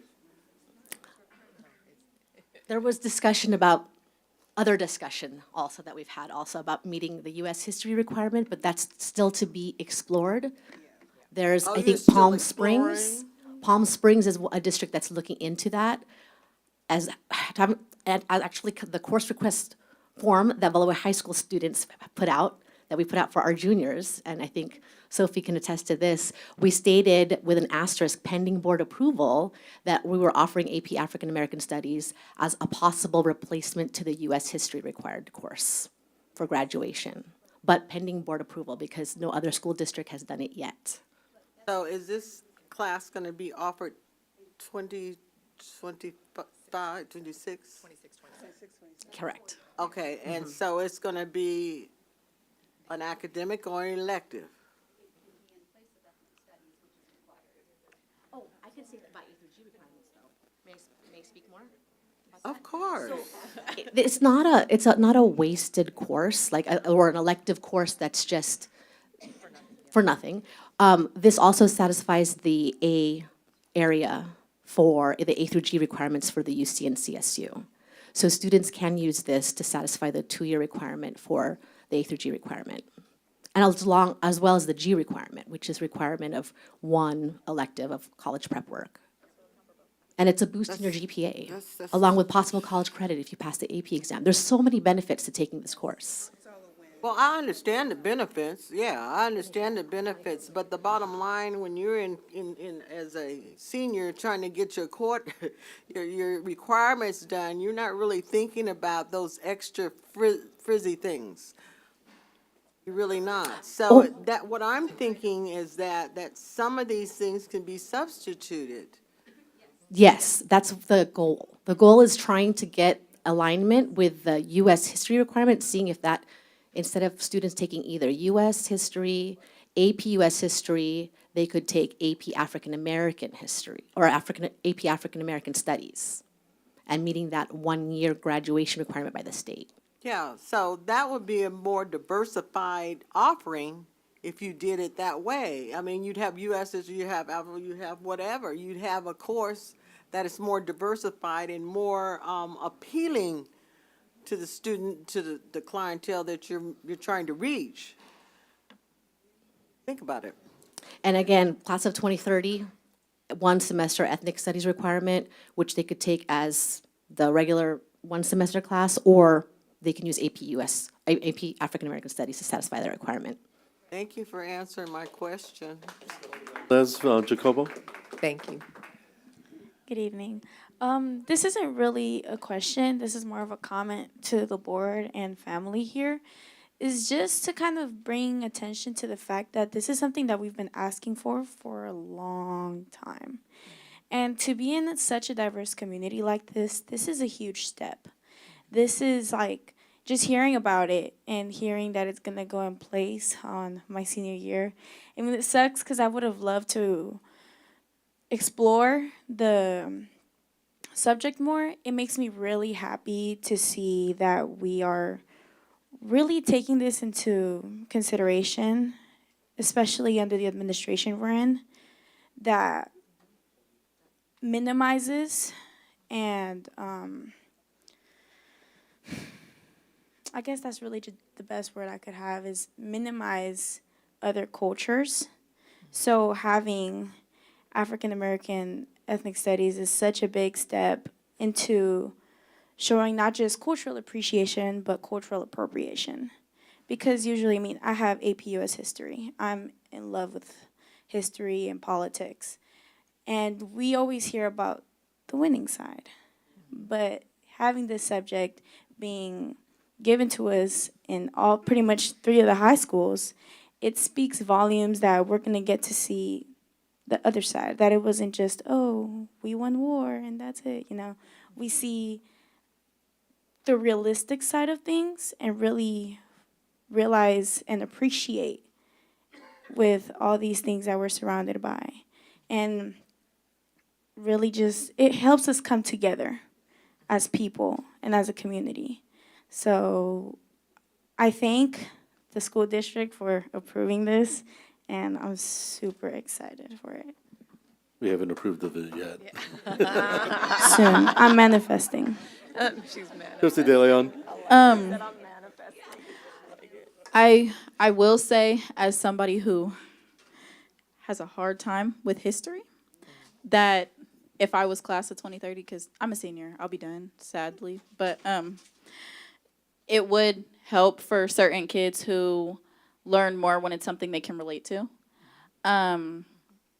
It will also help because applying it to, even though it's going to Bethel and Vallejo, as a Finney kid who can take it, because it counts as not only ethnic studies credits, because for me, my freshman year, ethnic studies was one of the classes I passed with the highest. Like, that was the easiest class for me because it was something I could relate to.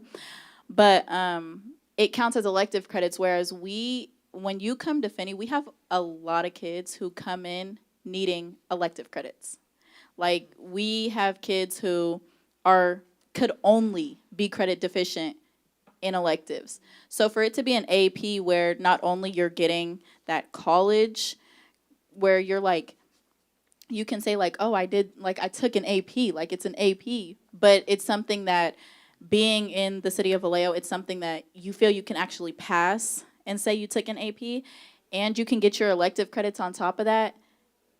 I personally, going to Finney, I feel like it could be a thing that causes our graduation rate to go up at Finney. I think it's something where when kids are credit deficient in electives and they're not the best artists, because then again, art and leadership, not art, leadership is the only elective that we have on Finney's campus. When you're not somebody who wants to make posters around the school or do the announcements, or just you're not a leadership type of person, taking this class could help get those credits to help our graduation rate go up at Finney. So I'm all for it. I like it. Oh, but I did want to ask, because it counts as ethnic studies credits, but we can't take APs as a freshman in ethnic studies. At least when I was at Bethel, we take it as a freshman.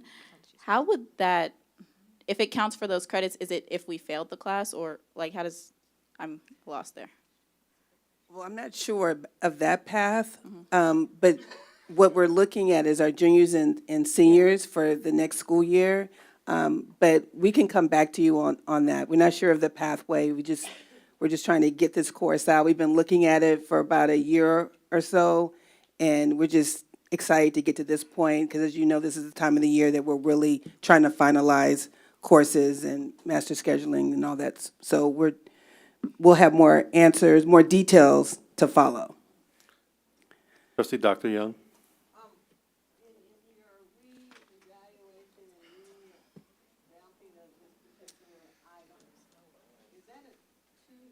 Is that a two-semester course? Yes. And in the figures of my counselors' minds, it needs to be first priority when you're offering things. Any ethnic study should be first priority when you're offering these things, because it makes the school climate a whole different feeling when they're merged in that type of environment and studies. Counselors, it's in your point. It's in your court.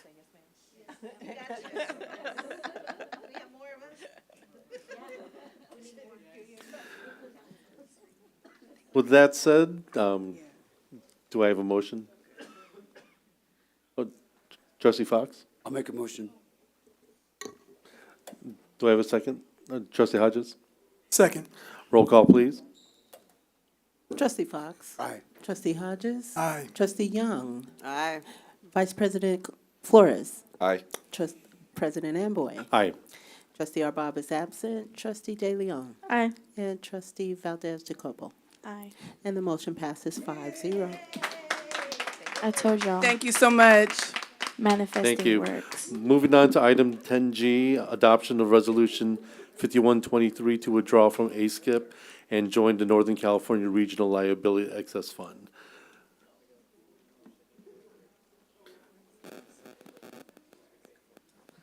Good evening again. Tonight, staff is bringing forward a review of the district's property and liability insurance structure and a recommendation to transition our coverage to the Northern California Relief, or NCR, program for safer excess coverage. This review is part of our continued effort to continue to strengthen the district's fiscal stewardship and risk management practices, while also ensuring that we're positioned appropriately within an increasingly challenging insurance market for public agencies. Over the past several months, staff has worked with our insurance advisors to evaluate our current structure and compare it with alternative services that serve the California school districts. Through that process, three themes have really become clear. First, the proposed NCR structure provides a stronger and more stable liability protection for the district. Under the proposed program, the district liability limits increase to $75 million per occurrence, and importantly, the coverage is written on an occurrence basis. This includes protections related to sexual abuse and molestation cases and claims. The occurrence structure eliminates the long-term uncertainty associated with claims-made coverage, which can require districts to purchase additional coverage in the future as programs change. In addition to the higher limits, the program includes expanded protections that are increasingly vital: equipment breakdown coverage, active assailants response, and cyber liability coverage. Taken together, this represents a meaningful improvement to the strength and predictability of the district's liability coverage. Second, based on current projections and market trends, the NCR safer structure is expected to align favorably from a cost perspective. The insurance market for public agencies is currently experiencing significant pressure, with many programs across the state facing rising premiums and large assessments related to prior claims. In fact, under our current structure, the district has already experienced program assessments due to underfunding at the pool level. Our analysis indicates that the proposed program positions the district more favorably within this environment and reduces exposure and future cost spikes. While final premiums will ultimately be subject to underwriting review and market conditions, staff anticipates that this structure will provide better long-term cost stability and compared with remaining current program. Third, the program offers expanded services and stronger partnership opportunities beyond the insurance coverage itself. NCR operates as a member-owned joint powers associate, which means the participating districts have opportunities to be involved in governance and program oversight. Members can participate in underwriting claims and loss control committees, which allows us to districts to work with other districts to guide program decisions and maintain transparency around how the program operates. This program will also provide broader management services, including contract and facilities use agreement review, loss prevention support, and access to the Safe Schools online program, which offers more than 360 specific safety and compliance training courses for staff. And in addition, many neighboring districts across Contra Costa and Solano County participate in this program, which creates opportunities for collaboration and shared best practices. In summary, staff's recommendation reflects a strategic alignment of stronger liability protections, improved long-term cost positioning, and expanded risk management services that support our operational needs. The proposed transition would move the district from our current structure into a program that provides broader coverage, greater cost predictability, and stronger member participation in governments. Bottom line here is that the transition strengthens our protection against risk and positioning us more responsibly in a challenging insurance environment. It represents a risk management improvement and a fiscally prudent decision. With that, I'd like to invite our partner, Kyle McKibben from Keenan Associates, who will walk through the board, the detailed program, and comparison cost structure. Okay? Thank you so much. That was really well put, Mr. Fernandez, on the insurance, by the way. My name is Kyle McKibben. I'm here to represent Keenan and Associates. We're the program administrator for Northern California Relief. So I want to thank the Board of Trustees and President Amboy and the Cabinet for allowing me to present today the program comparison of ASCIP versus Northern California Relief. If you go to the next slide, please. A little background of Keenan. We are at the forefront of school district risk management as well as insurance coverages, and we have been established since 1972. If you go to the next slide, we will actually look at what your current program is. And I want to thank the Vallejo City Unified School District staff, Mr. Fernandez, Mr. Chamberlain, Ms. Molina, Ms. Reynolds, for the time that was spent in asking and answering the questions that I had about your current program so I could do a thorough review. You'll note that Mr. Fernandez talked about SAM, or sexual abuse and molestation, or childhood sexual assault coverage in a claims-made policy. That's what you're in now. I'm going to geek out on insurance in a little bit to explain why that actually matters. But there's also some deficiencies if you were to compare the programs, which I'll show, of what Northern California Relief can do to cover those gaps. Our team has had, if you go to the next slide, please, our team's had the privilege of working with a number of districts over the last years doing these types of comparisons. So you can see we've added a number of districts across Northern California to Northern California Relief, and we've been able to maintain 100% member retention over the last 15 years. If you go to the next slide, some of the reasons that districts moved from their incumbent programs to Northern California Relief is because they were looking for the broader coverage that Mr. Fernandez alluded to during his opening and the background of this agenda item. But also, there's an expansion of member resources available to you as a district, to those at the district site level, to really protect your students, your staff, and third parties that are coming onto your district sites. But more importantly, there is a cost savings involved, which I'll get to towards the tail end of this presentation. So when we talk about claims made versus occurrence-based coverage, right now, as Mr. Fernandez mentioned, it is a very hard insurance liability marketplace for school districts in California because of legislation that has been passed, AB 218, AB 452, as it relates to childhood sexual assault cases. So by moving to a claims made to an occurrence-based coverage, it provides broader protection for when those events may occur for Vallejo City Unified School District. It protects you for the long run as well. It's when the claim occurred. That's an occurrence-based coverage versus when the claim is made. So if you go to the next slide, you'll see that there's increasing costs with the tail of sexual abuse and molestation claims that you need to protect yourself from going from a claims made to an occurrence-based coverage. Now you'll see that there are costs that are continuing to increase the longer you're in a claims-made policy. By moving to an occurrence-based policy, there is a one-time fee to cover those 5 years that you were in a claims-made policy. That is going to be built into the overall premium that I'll show at a later slide. Go to the next slide, please.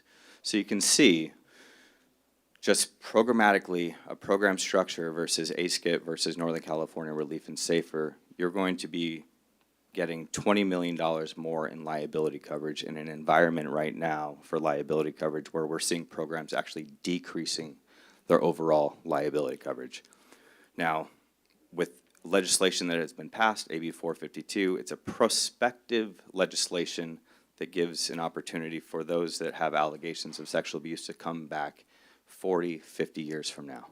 So, with that being said, you are protecting the district actually many years down the road by moving to a program that's affording these higher limits of coverage.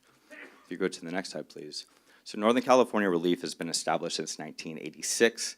There's over 374 school districts in Northern California Relief, a number of them in Solano County, Vacaville, Benicia. If this is passed, Vallejo City would now be a board member and sit on the board of Northern California Relief. If you go to the next slide. We understand that there are fiscal constraints across all of California. What we are proposing, and the team that I would lead, would be that stopgap for the district to provide additional risk management resources to all of your sites and provide a stewardship of risk management across the district. If you go to the next slide, please. You can see, again, I had mentioned the size of the group, but there's also specific coverages afforded to the district that are school-specific, that are different than coverages that you're currently being afforded through the ASCIP program. We're also accredited with Excellence by CAJAPA, which is basically an auditing firm for joint powers authorities in California. It's the highest standard that you can get for a JPA. If you go to the next slide, I talked about this a little bit, of the size of Northern California Relief. The SAFER program, it's the Schools Association for Excess Risk. It's one of the largest JPAs in California, so you can see there's over 547 school districts within the program. If you go to the next slide, please, you can see, again, the limits of coverage. One of the biggest benefits to the program is that the Northern California Relief Board has full authority to the limits of coverage, which is different than the current program you're in now. If you go to the next slide, please.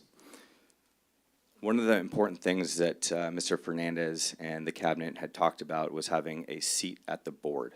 Currently, Vallejo does not have a seat at the ASCIP board.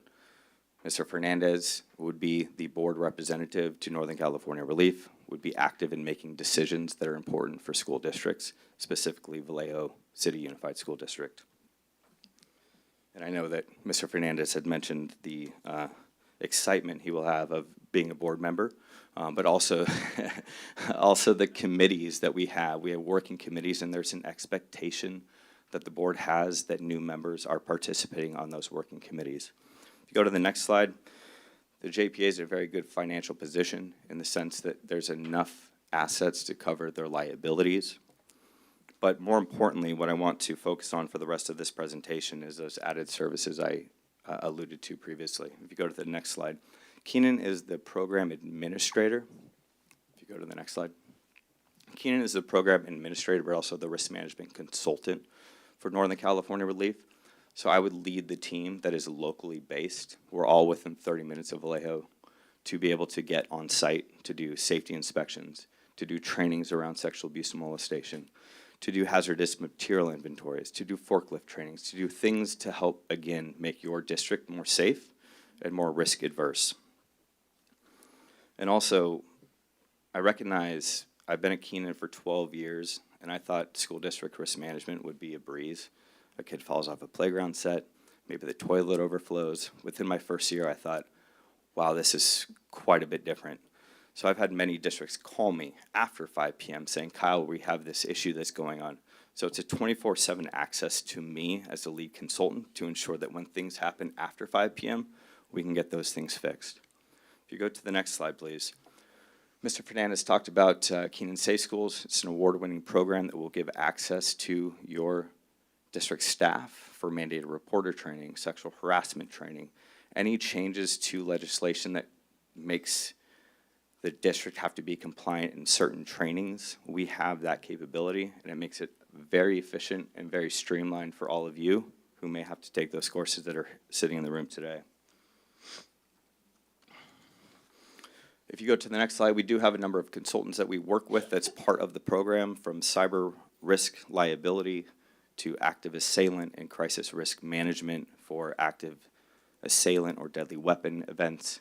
We also have loss control that I spoke about, arbiter registration that makes efficient and direct support when it comes to field trip forms, athletic registration, things of that nature.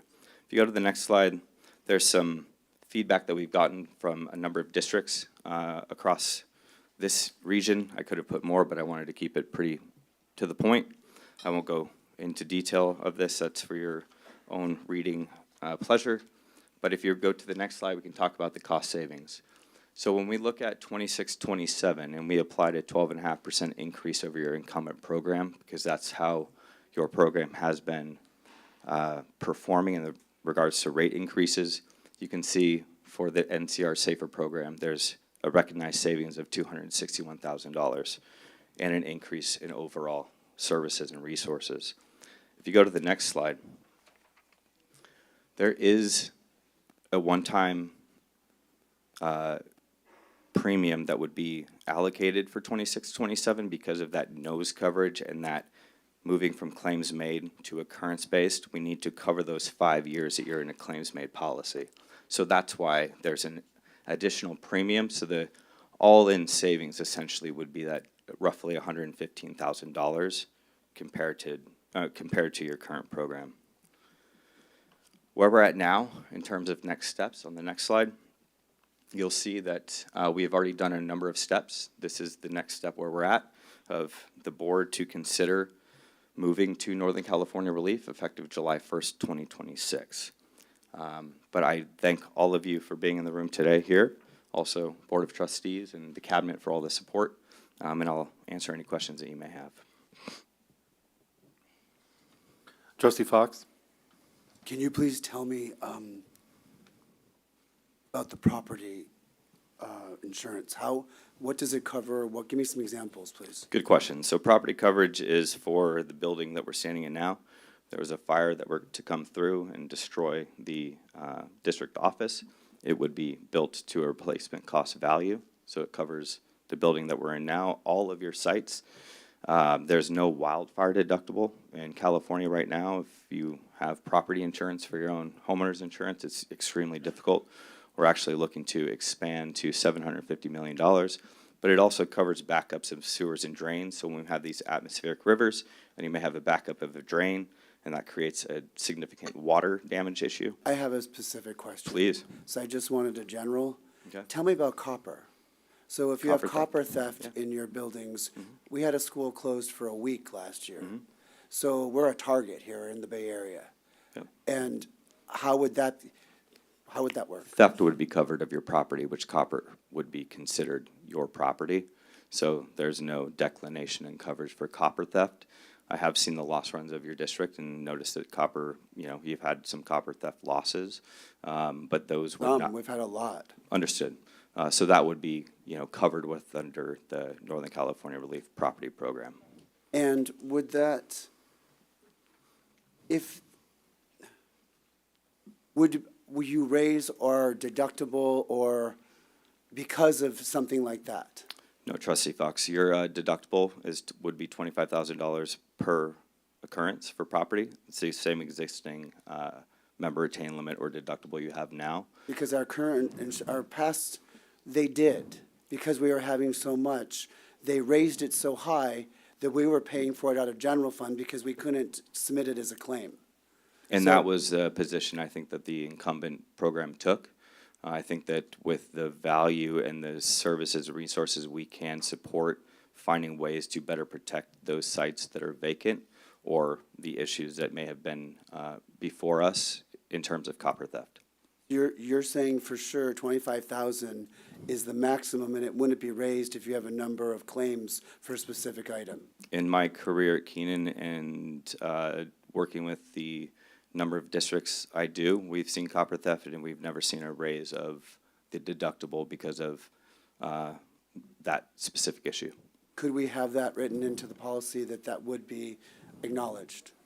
Certainly could take that back. I have not been posed with that question, but it's a very good question and one to take into consideration, sure. I think we need to protect ourselves. Second thing, Keenan, the keening trainings you're talking about, where I'm a teacher, I have to do mandatory keening about 3 or 4 every year before I even start in the classroom. I have to do 3 or 4 different trainings on the computer before, and I have to prove a certificate that I've taken all of the trainings. That's the same thing you're talking about, correct? That's correct, yes. So I want to know also from both of our unions, certificate and classified, there needs to be dedicated time before school starts, because it's such a horribly rushed time as it is, that to be mandated that you must do 3 to 4 of these online trainings for sexual abuse, for harassment, for bloodborne pathogens, for workforce Integrated pest interactions. management, sure. So that, and sitting there, and I'm sorry, but it just, for me, sitting there at the computer and taking my notes and then figuring out write questions and then get my certificate, or oh, I missed 3 questions, got to redo that one. It's tedious. And at that time of year, that's not what I want to be doing. I want to be getting ready for my kids. But I know it's mandatory. So what my suggestion, what I want to hear from Ruben or from Matt is that both of our union classified and certificated will have that dedicated paid time for those mandatory, to get those mandatory certificates. And that's something we've talked about internally, and it would need to be brought to negotiations, that extra additional time. But it's something that we've heard from our members, our partners on our bargaining units, and it's something we're very aware of. So I can talk to Matt about It's those very opportunities. time consuming. It's about an hour each video. So for me, it causes me a lot of stress. I'm assuming it's everyone else it does as well. I don't know, but. We all have to complete them, yes. All right, thank you. Those are my 2 questions. Trustee Dr. Young? I agree with Trustee Fox. There should be some type of compensation for the mandatory course things that you're doing, because compensation brings along accountability. Right. And that's something we can bring back to the board as we explore that opportunity. Yeah, if you compensate somebody for something that you want to be enforced, it holds them accountable for what they had, because they got paid for it. Right, understood.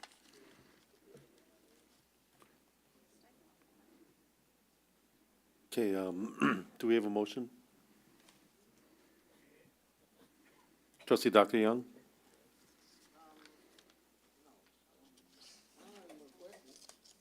And Vice President Flores? Sorry, I had a quick question.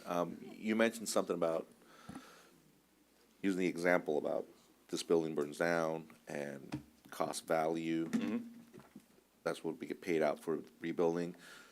Is that cost value going to be at the time of the incident or when construction begins? Because being that costs can rise with materials and whatnot, if it costs $10 million now, but it's costing $13 million when the actual construction starts. It would be a replacement cost, so to replace the building back to what it was. So with that being considered into the additional cost, yes, we are seeing a dramatic increase in construction costs across the state, and to bring that building back up to whole. So we've taken in the total insured values of the district and taken that into consideration of the premium that was identified earlier in the slides. Trustee Dr. Young?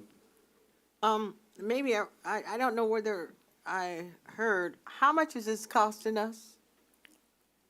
Going back. Is it yearly? It would be annual, yes. So for 26-27, the estimated cost would be roughly $1.64 million, which is about $115,000 less of the estimate that we have for your incumbent program.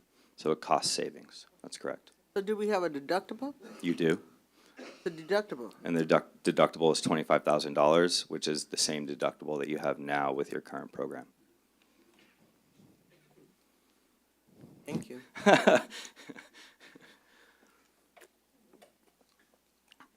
Vice President Flores? I'd like to make a motion to adopt resolution number 5123. Do I have a second? I want to point of order.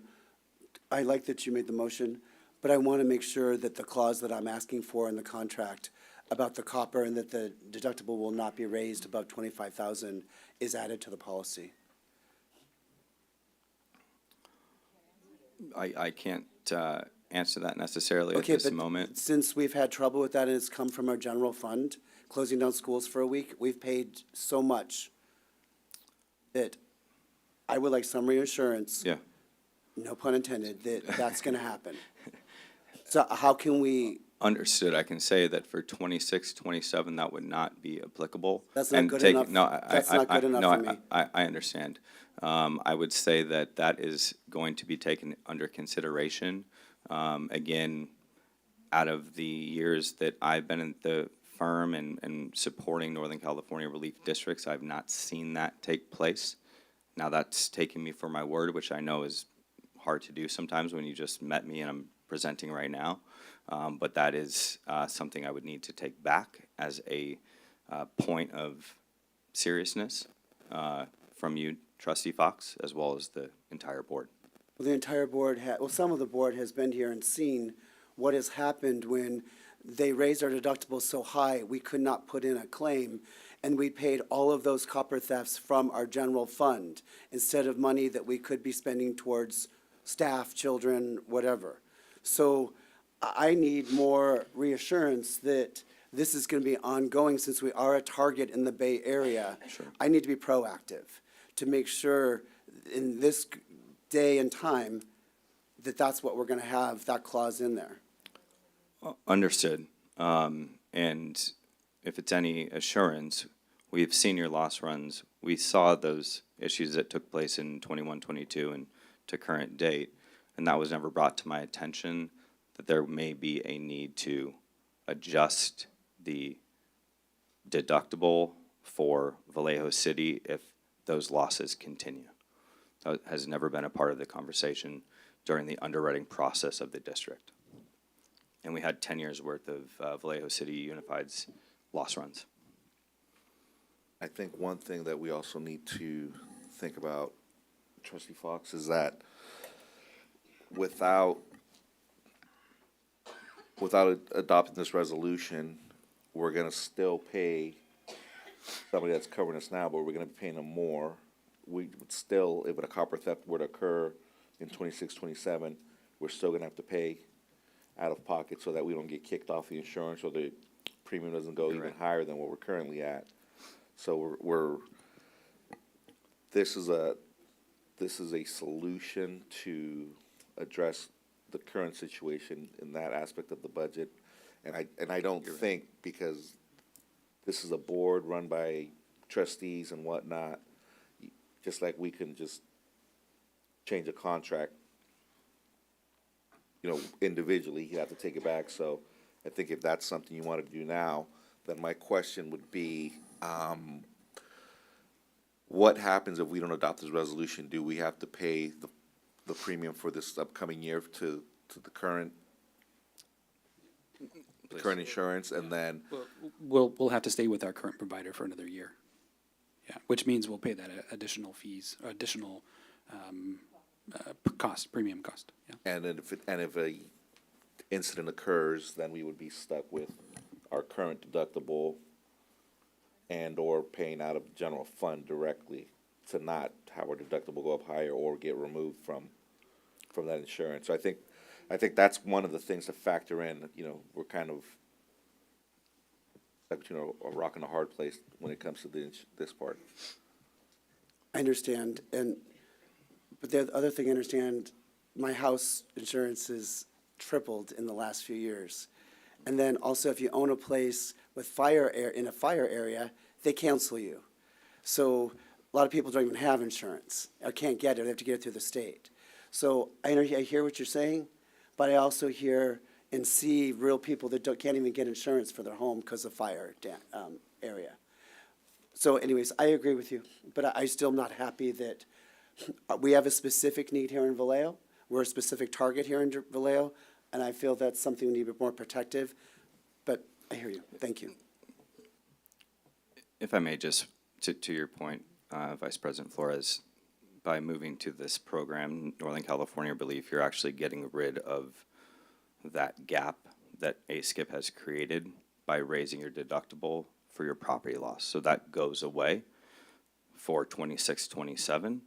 So it actually is providing more assurances to your bottom line as it relates to property loss. Thank you. Do we have a second?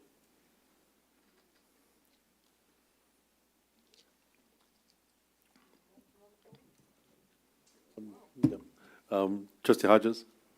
Second. Roll call, please. Trustee Fox. Aye. Trustee Hodges. Aye. Trustee Young. Aye. Vice President Flores. Aye. President Amboy. Aye. Trustee Arbob is absent. Trustee De Leon is absent. Trustee Valdez Jacobo. Aye. And the motion passes 5-0. Thank you very much. Thank you. Moving on to action item 10H, adoption of resolution 5122 for the 2026-2027 constitutional cash advance. Good evening again. The next item we are bringing forward is Resolution 5122, requesting a constitutional cash advance for the 26-27 year. Each year, school districts across the state request this advance from the county as a normal cash flow management practice. The reason is that while districts' expenses such as payroll and operating costs occur evenly throughout the year, the majority of our property tax revenues are not received until December and April. This resolution allows the county treasurer to provide the district with an advance of approximately $33 million, which represents up to 85% of our anticipated property tax revenues, as allowed under the California Constitution. This advance simply allows the district to access these funds earlier in the year we are already scheduled to receive later, ensuring that we have sufficient cash available to meet our obligations beginning on July 1 while we wait for those property tax payments to arrive. This is a routine action taken by many school districts again each year, and it helps us avoid the need to seek more costly short-term borrowing from outside lenders. In short, this helps us manage our cash flow and access funds, and at this time, staff recommends the approval of Resolution 5122. Happy to answer any questions. Any questions?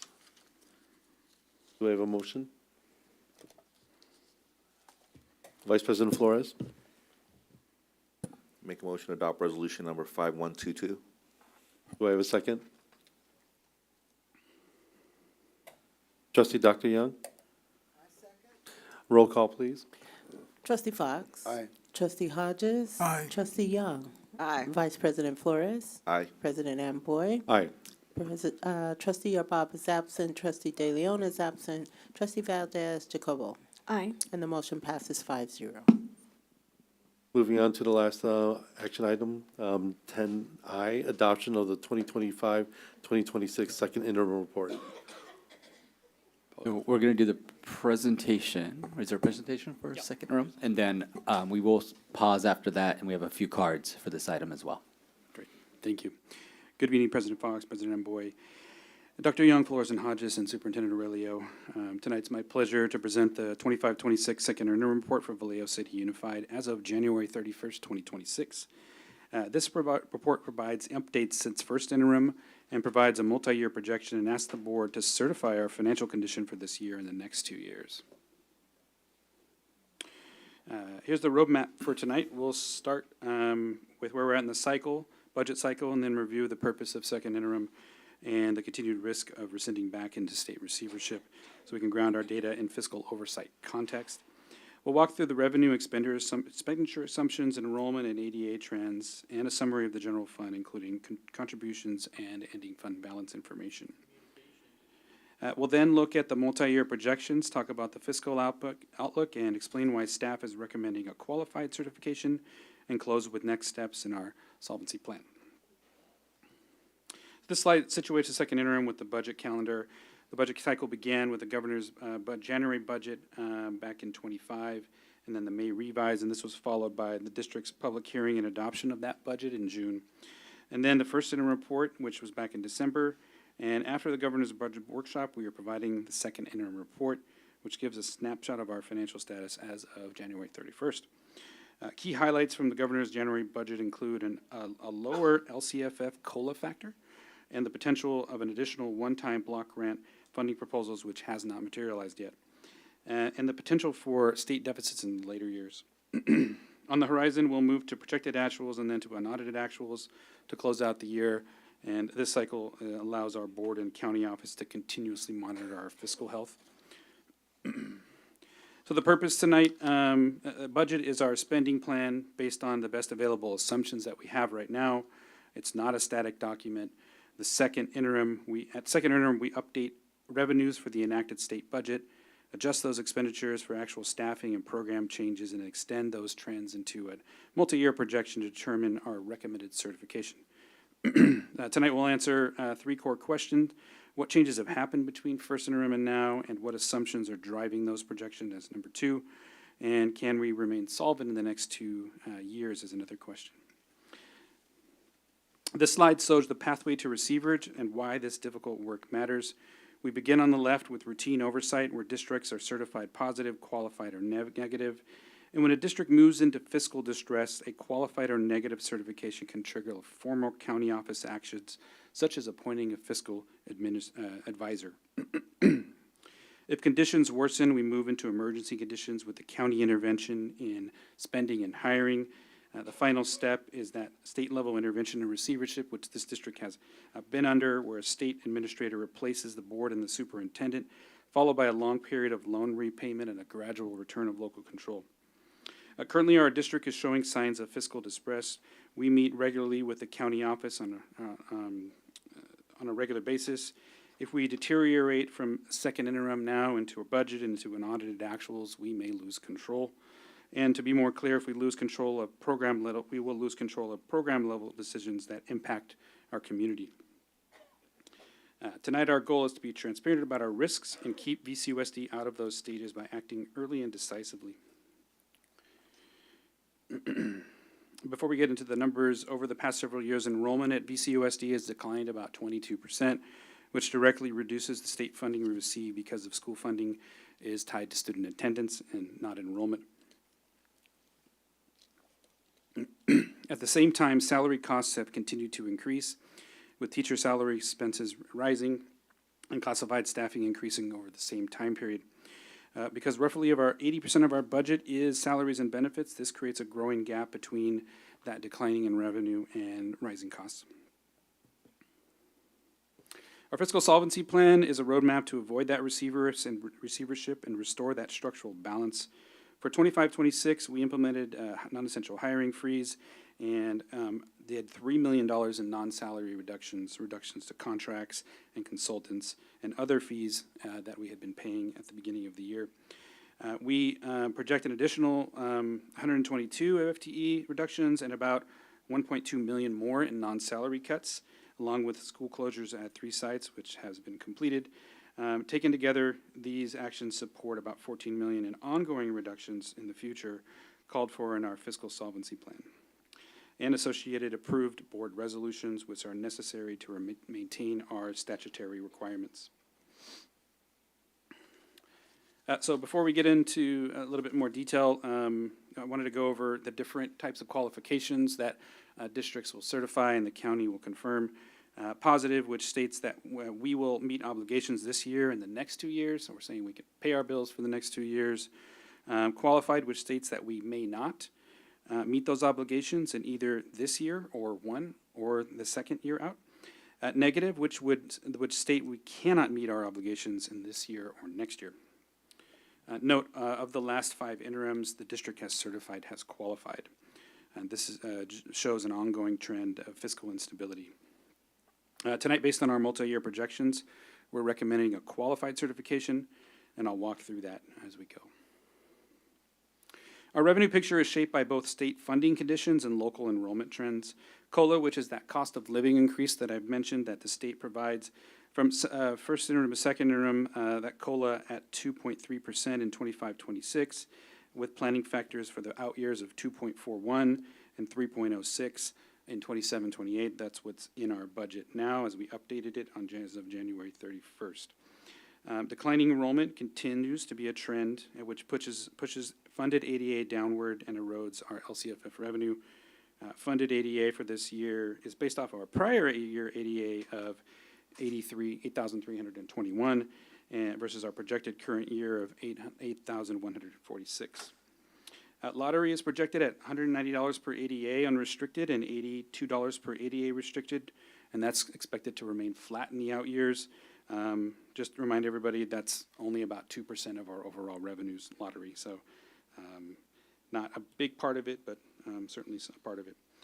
Mandated block rent is budgeted at using the latest rates of about $39.09 per KDA and $76 per 9 through 12 ADA, 9 through 12 ADA and 2526. We also include one-time allocations such as the Student Support and Professional Development Discretionary Block Grant, estimated to be out $313 per ADA in 2526, and the Community Schools grant as well. The big picture from first to second interim revenues grow modestly due to adjusting the funding estimate based off our latest count of students attending charter schools versus district schools, and a recognition of additional restricted state funding in the form of expanded learning, which supports before-school and after-school programs. This was not enough to offset some of the cost pressures that we've had and declining ADA. This chart shows the long-term decline in enrollment in ADA. Over the last decade, as I mentioned earlier, VCUSD has experienced a sustained decline driven by lower birth rates, higher housing costs, and lingering pandemic impacts, growth in charter and other alternative school options, and broader demographic shifts that reduce the number of school-age children. Can you go back there for a minute, please? Sure.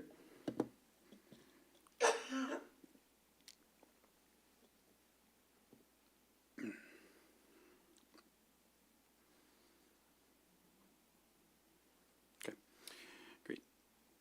Moving on to the next slide, revenue summary of general fund.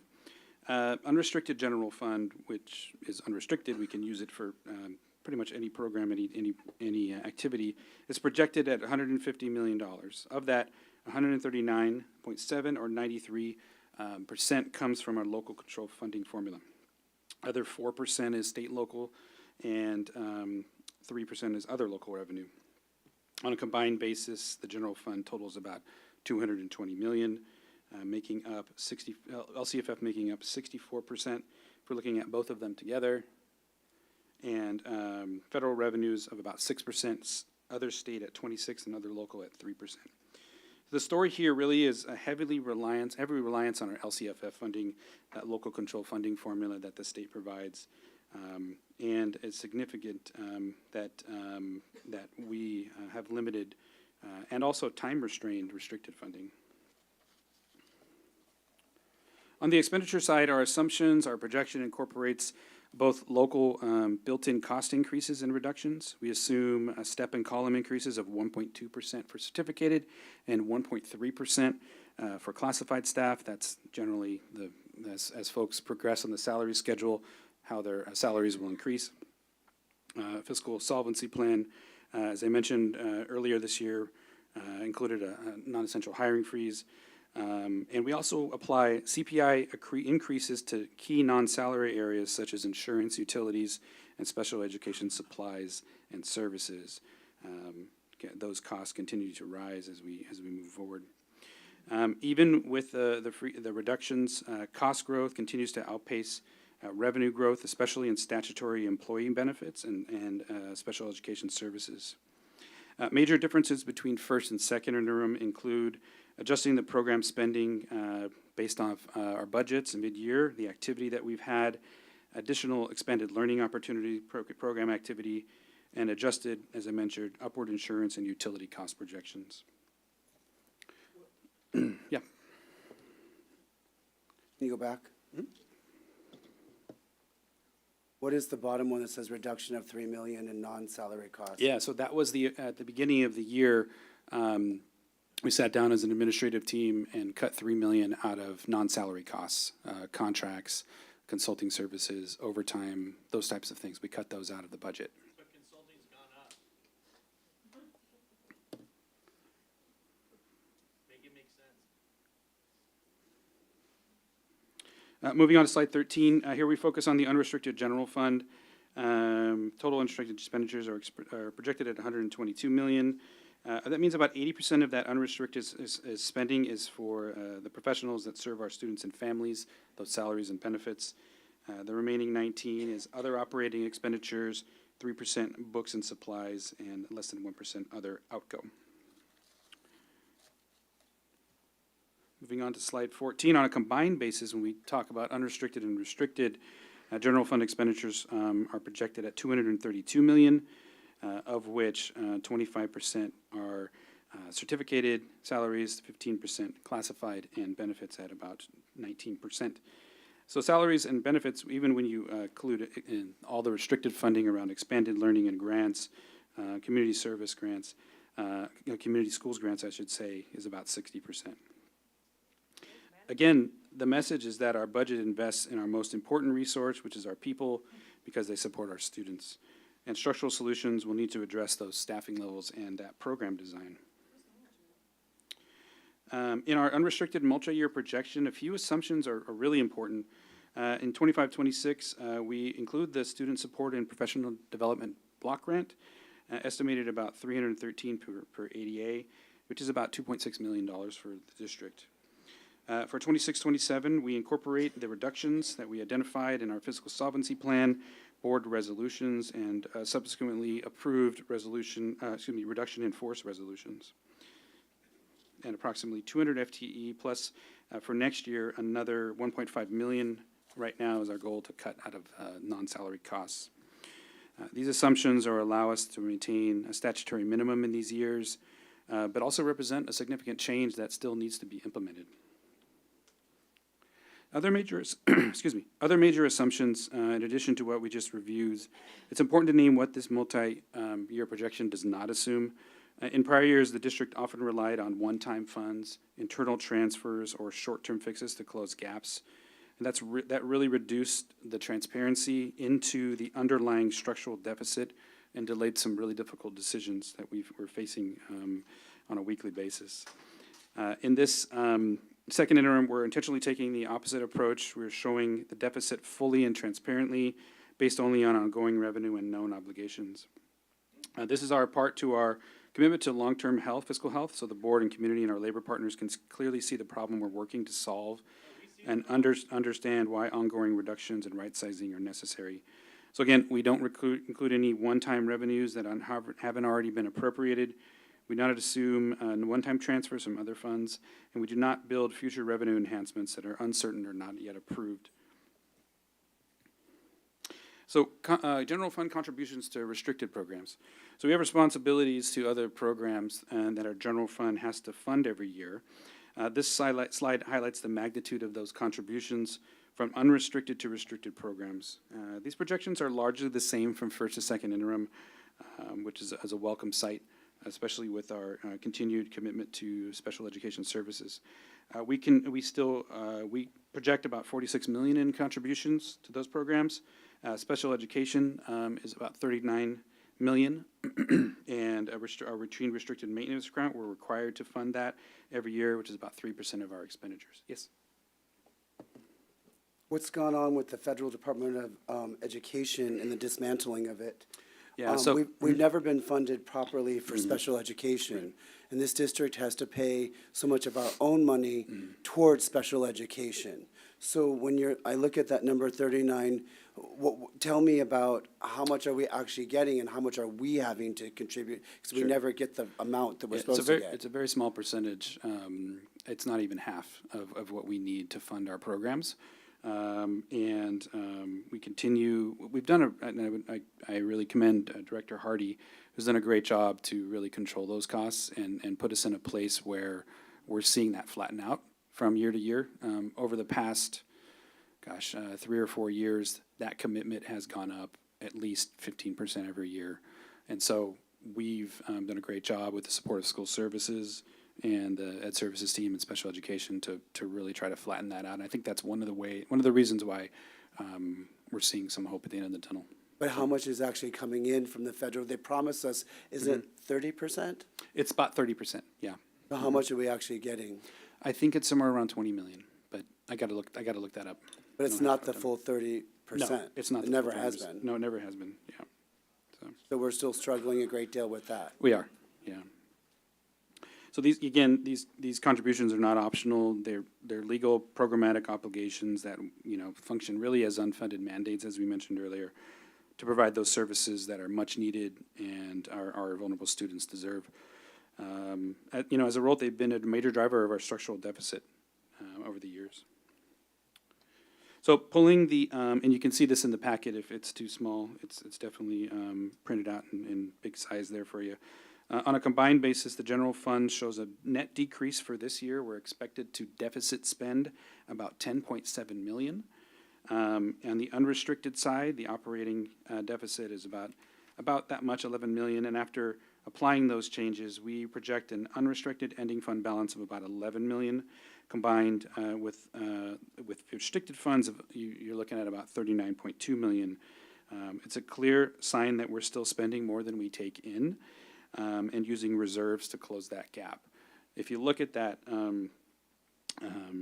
it's really important to note that that reduction every year is not something that can be sustained into the out years. We simply will run out of cash. So this slide breaks down the $11.5 million in unrestricted ending fund balance. We have about $266,000 in non-spendable reserves, $2.88 million assigned for contingency and that deficit spending, as I mentioned earlier, and $1.49 assigned to committed as special education contingency as those costs have gone up. And $3.94 million is assigned for that state-required reserve.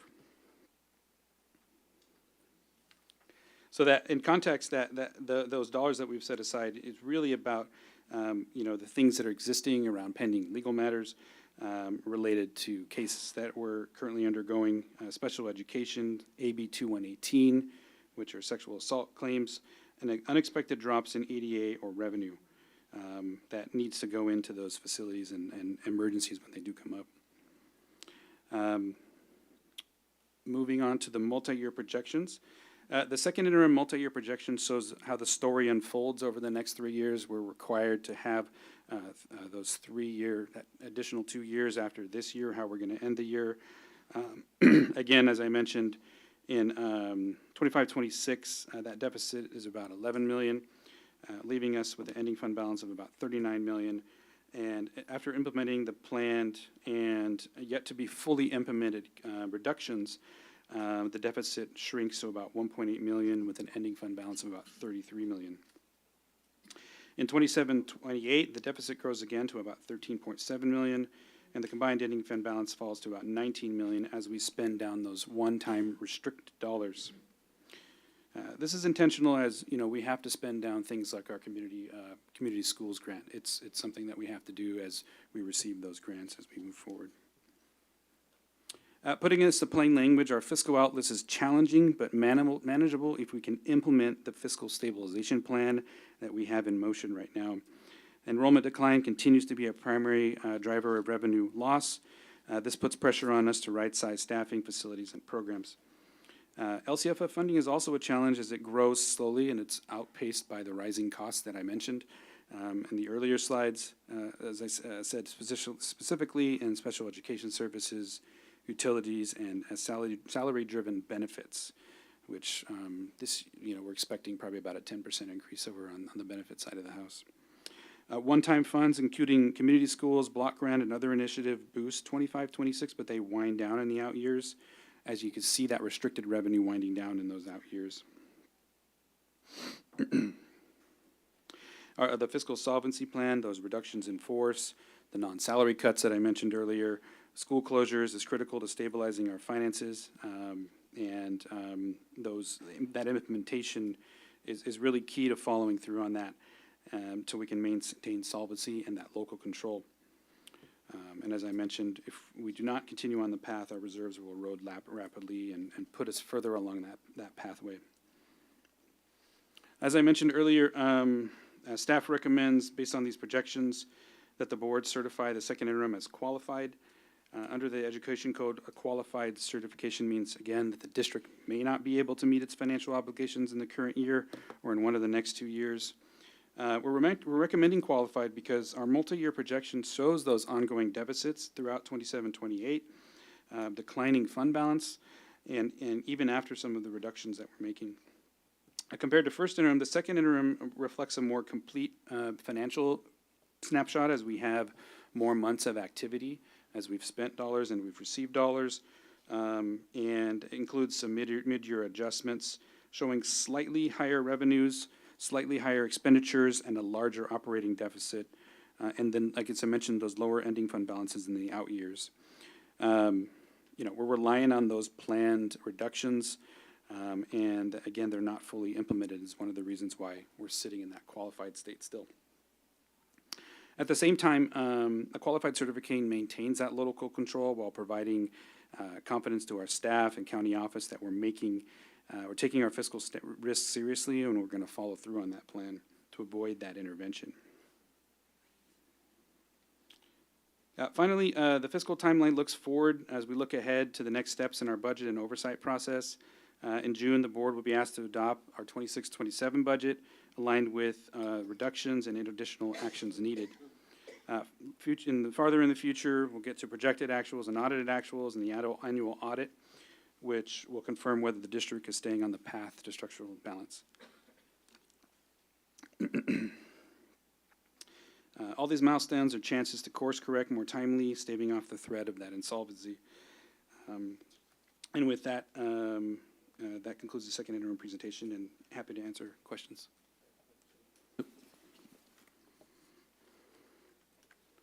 Trustee Fox. Thank you for your presentation. I have a few questions. Can you explain, go back to the slide about declining enrollment, and where do we get that information showing those three different color, the enrollment count, the current, and the funded? How is that projected? So we have what's called an LCFF calculator that we put data in as we receive data on attendance data, P1 data, P2 data as the year progresses. So we'll have that data, we'll plug it into the calculator, and it'll give us what our funded ADA is, which is an average of several years. So we have what's kind of a hold harmless, if you will, from the state, so that we're funded at a higher level than even our ADA is set at. So we've been fortunate enough, and that was put into place, in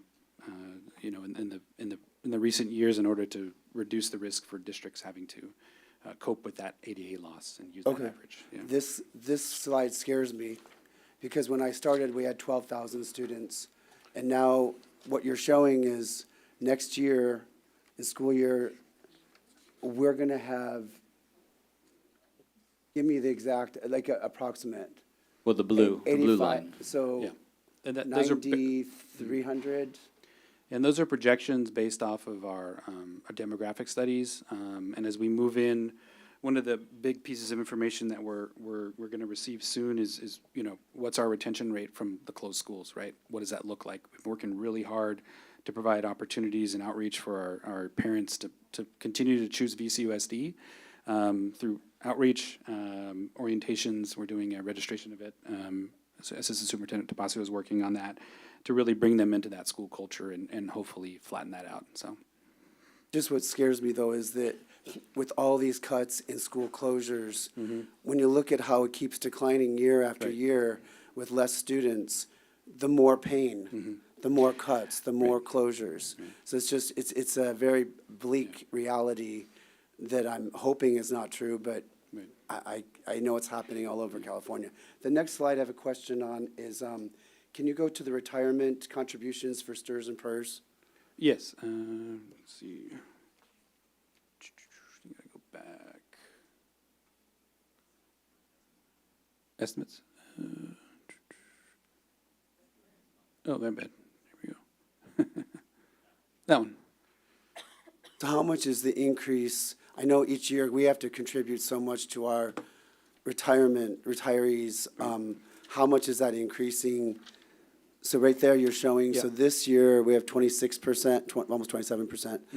And then next year goes down just a little bit. Okay, so it's staying pretty flat. Yeah. It was forecasted at first interim to be a little bit, I guess, more stable, but that's still very consistent. The PERS rates have been there. It went down just a little bit in 26, 27. Because years past, that's been very difficult. And one year, actually, governor actually helped us with it, but, all right, thank you. That takes care of that one. Thank you. Then I also want to ask about the May revise. How much, Yeah. you attended the governor's workshop. With the numbers projected for the state of California for education, how much with this budget you just presented with what the governor's workshop, can you give us an idea for the May revise? Yeah, a couple things are trending right now, and you can see this in the legislative analyst reports around state revenue. State revenues are being boosted right now by the impact of AI and technology. So we're seeing some one-time, perhaps, improvements that the governor's been referring to. So we're really anxious to see what that looks like in May. But still, our COLA is still sitting at a very low level. That doesn't really keep up with expenditures, right? So we're hoping to see a bump there on that COLA, and we'll bring that back to the budget when we present that in June. So we're seeing some positive information, but it's short term, right? There's kind of a bubble happening right now within the tech sector that we're all kind of tracking as CBOs, and we're seeing that. We may see maybe an additional block grant, as I mentioned earlier. We can't count on that until we see that coming in. So we're anxious to keep tuned in. So we could have some helpful, but we just don't know. We won't know, and typically that will kind of come through that June budget. That's when we see that May revise, we see things solidify, we see those dollars that could show up and support our programs. And our That can make decisions then about funding for, okay, Yeah. thank you. Then the last question I have is slide 20. Uh-huh. Yep. Yep. For slide 20, so in every school district, most of the budget is allocated, about 80% goes towards salaries, correct? So that leaves only about 20% of the budget for everything else to educate your students. So every district's approximately about 80% of the entire budget goes to salaries. Am I correct on that? Correct. Thank you. I want to go to line item, hard for me to see even with my glasses. Other services and operational expenses, 22,727,000. I don't know if I'm reading it right because I can see it right. Is that the number I'm seeing? It sounds about right, yeah. Can you tell me, what does that include? Yeah, so that includes utilities, that includes contracted services, whether it be instructional services, whether it be special education services, yeah. And we've been working very hard to reduce that, as I mentioned earlier, that we cut about $3 million out this year. We're looking to cut more out next year. But all of those services are included there, yeah. So I've heard a lot about communication. Does communication fall under that item? So communication does not fall under that item. What communications item does includes? it fall under? Yeah, so that's resource code 5900, and so that covers utilities for internet services. It also covers any contracts we have with technology companies around those communication services. But can you show me which number holds, I've been hearing numbers, Yeah. oh, there's 8 million for communication. Yeah. Where is that item that holds that 8 million? So let me give you a briefing on kind of what that looks like. My notes here. So that includes all of our, which is the later object code. Everything rolls up to 5900, which is under communications. However, that particular piece includes our restricted allocations that have been distributed to school sites or departments. So it's not a lump sum then? You're saying it's No. divided already It's up? divided amongst all the school sites as well as amongst all the departments. So it's what we have to do with restricted funding is we can't necessarily show it as a budget item. We have to show it as a holding pattern for those dollars as we spend them at the school sites. So once we move them out of that, and when they're expensed is when they start showing up as a salary cost or they start showing up as a contracted service. So is it 8 million before it gets divvied out? Yes, it is. To those And that sites. breakdown can be shown how the 8 million breaks down? Absolutely. So, so if I wanted that for a future board meeting. Absolutely, To yeah. be, to see those numbers Mhm. broken down. Yep. I can request that. Absolutely. Yep. Okay, I am Yep. requesting that. Okay. Thank you. Will do. That's all my questions.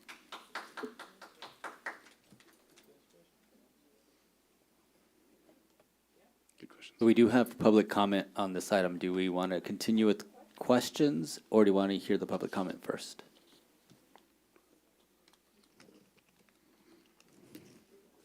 Huh? Finish questions first? All right, so before any motions.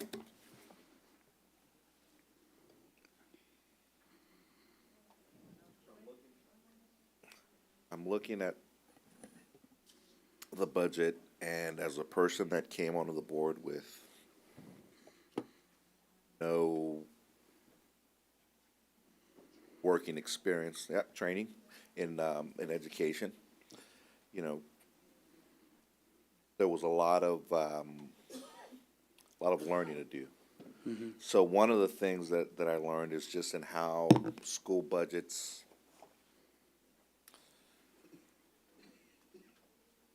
are very predictive, or excuse me, not predictive, but you have to kind of try to guess where you're going to be, because it's going to be based on what the state budget is going to be, how much you're going to get from there, how much is coming from property tax, et cetera. So slide 3, I always like the community to know how the timeline is for this budget, how it's nothing that was happening now, it's stuff that's coming from before, correct? So if you can kind of just break it down Sure. to the layman. Yeah, absolutely. So it's a cycle, and every budget is a projection. It's absolutely wrong, but exactly close to being that projection. So every year, as we go through these items, we adopt our budget based off that and may revise that information that Trustee Fox was asking about to see, what's the funding going to look like here in California for schools, right? Are there any additional funds? What can we use them for? So we start to build a budget, right? And that's really where we're in right now. That's the status we're in right now, is building that budget. We take it to the board, we get it approved. The county has the ability to either approve or disapprove that budget at that point. And then moving forward, as we come around the bend to December, as we have 3 or 4 months of operating expenses, we can take our first projection of what our budget is going to look like based off our burn rate, how many dollars we're spending, the costs that we're seeing with the programs we're supporting, the insurance costs and all those other additional costs are starting to come into a much clearer picture. And so that was our first step. That was back in December. So we take our first projections and put them in place.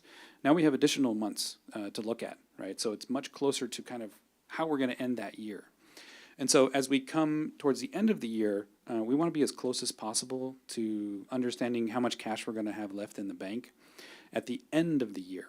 And at that end of the year, we have something called what's called unaudited actuals, which is really the one time that you're actually right? Because the rest of the year, you're kind of guessing how the year is going to pan out based off of expenses, based off of information from the state. And so when we land there, we understand that reset. What's our balance going to look like for the coming years? And so that's really what we're trying to do right now, is take a look at how much cash we're going to have left next year, and make sure that we don't run out of cash, and because that take away our local control. So, and as we start that cycle again with our budget, we're starting to see what the next year is going to look like, and aligning what our base funding is going to support. And when it comes to staffing, when it comes to program, we want to make sure that we can afford it in the out years. We have to look 2-3 years down the road. So then moving on to slide 6, I think this is more of a comment than a question, but we see what's going on here with the declining enrollment, and when we look at the increases in salary expenses and whatnot, I mean, I think one of the ways that we mitigate that is with more enrollment, right? We try to figure out how we retain more kids. Right. We try to keep them here, because salary expenses are going to always something that goes up, including the fringe benefits, the medical coverage, and that is something that even in my industry, it's just, it's affecting our membership tremendously. So I think with that, there is one area, and I think we probably say this a lot, is that there is one area that we have complete 100% control, and that's trying to raise those attendance, trying to get kids to be here, to stay here, to show up daily. So the next slide 7, or maybe it wasn't 7, excuse me.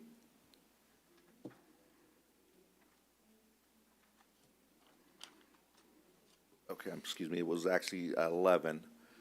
And this is an ask of the community. The community reached out to me and asked me this because, and I'm just using slide 7,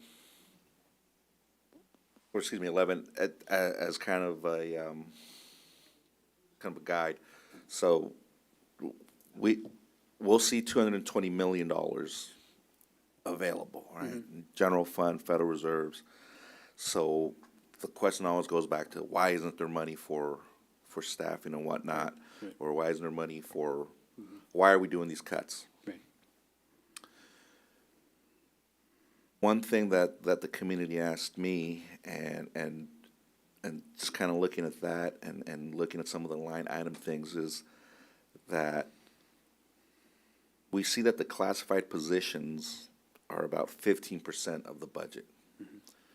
But currently, it's a disproportionate amount of the cuts. I think it's 56% of the 13.9 million is coming from that.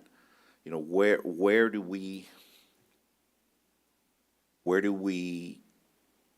adjust there? Where can we alleviate some of that based on the fact that if they're taking up 15% of the budget, you know, how can we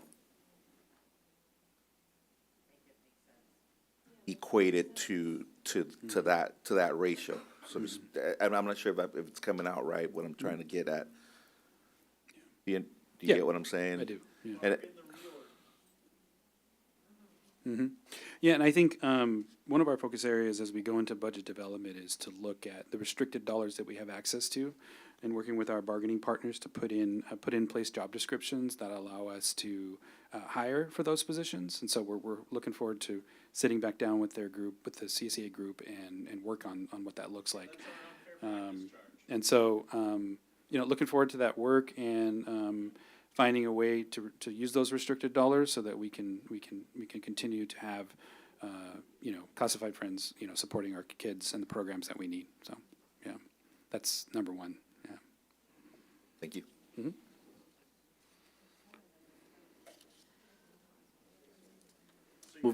Moving on to the cards, please. Yes. We're going to do public comment for this item. So we have 4 cards. Cynthia, you're up first, followed by Kayla, Colette, and Dara. Will be for 3 minutes.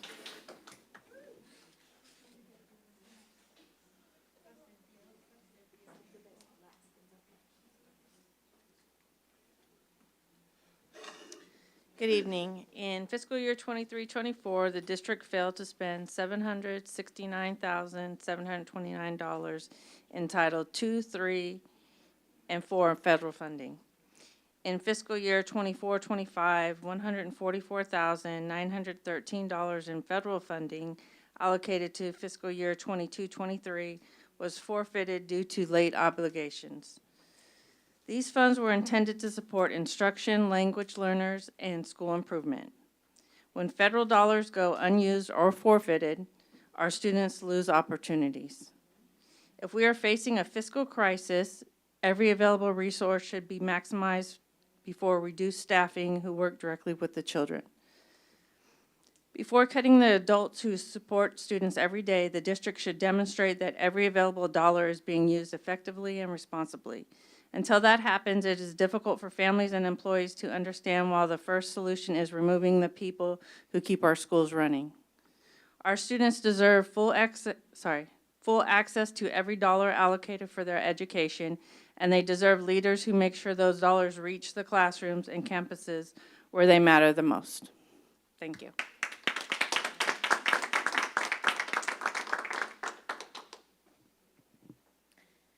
Good evening. The district has said layoffs are necessary due to fiscal challenges, but comparisons between last year's actual expenses and next year's projected totals show over $13.6 million in increases across certain spending categories.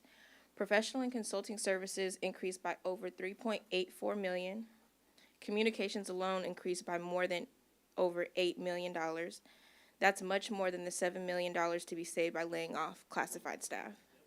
These increased expenditures are projected, not actual. That means the district still has the ability to course correct. Before reducing the adults who supervise campuses and support students, shouldn't we first roll back optional spending increases? Students benefit most when resources stay closest to the classroom. Thank you.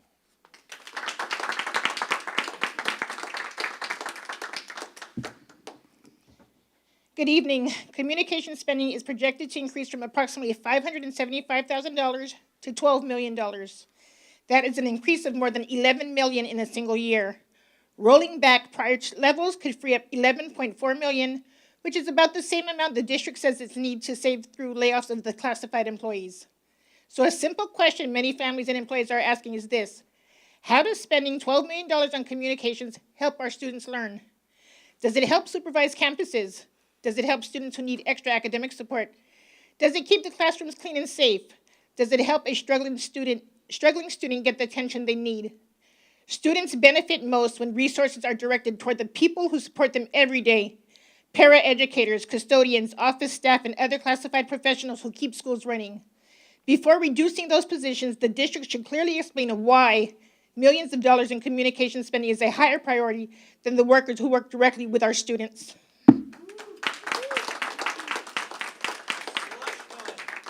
Good evening, everyone. I'm thankful to be in this space. My name is Dara Macareg. I am the EOPS coordinator at Solano Community College. I also proudly represent CSA Chapter 211 over there. So let's give it up, CSA. Come on, let's go.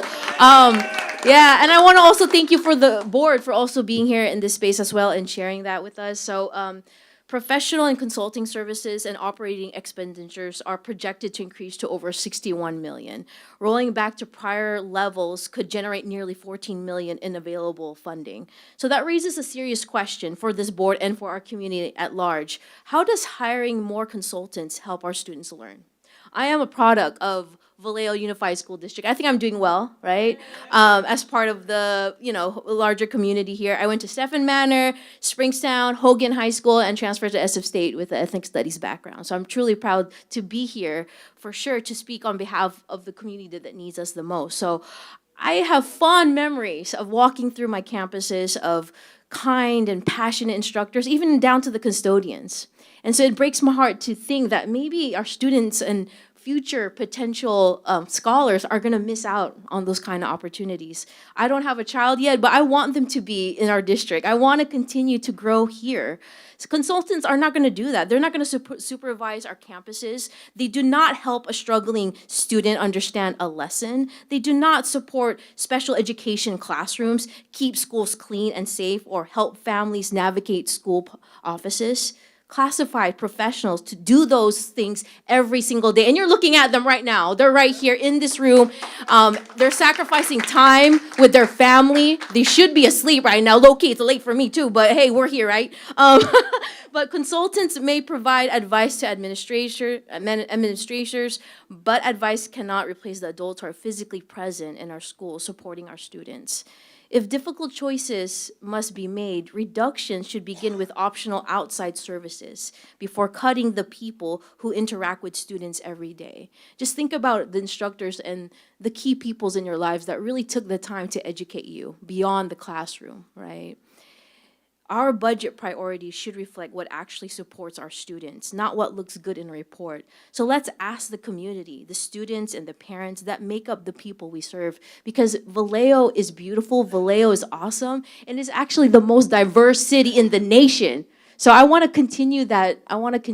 Energy here. And again, thank you and have a nice evening.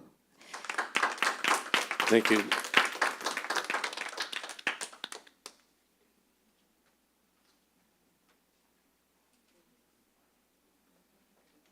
There's no more, are there any more questions from the board? Vote no, send your team back. Revise it. Let's move on to a vote. Do I have a motion? Vice President Flores? Make a motion for approval of the second interim report. Trustee Hodges? Second. Roll call, please. Trustee Fox. Aye. Trustee Hodges. Aye. Trustee Young. Aye. Vice President Flores. Aye. President Amboy. Aye. Trustee Arbab is absent. Trustee De Leon is absent. Trustee Valdez Jacobo. Aye. And the motion passes 5-0. Thank you. Moving on to reports. We will first have our report from our superintendent, followed by our board members. I'm gonna I'll pause a second, We so. don't need to hear any more propaganda, folks. Let's go.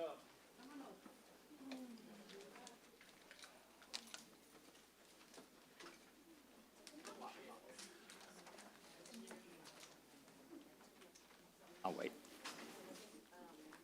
Absolute disgrace.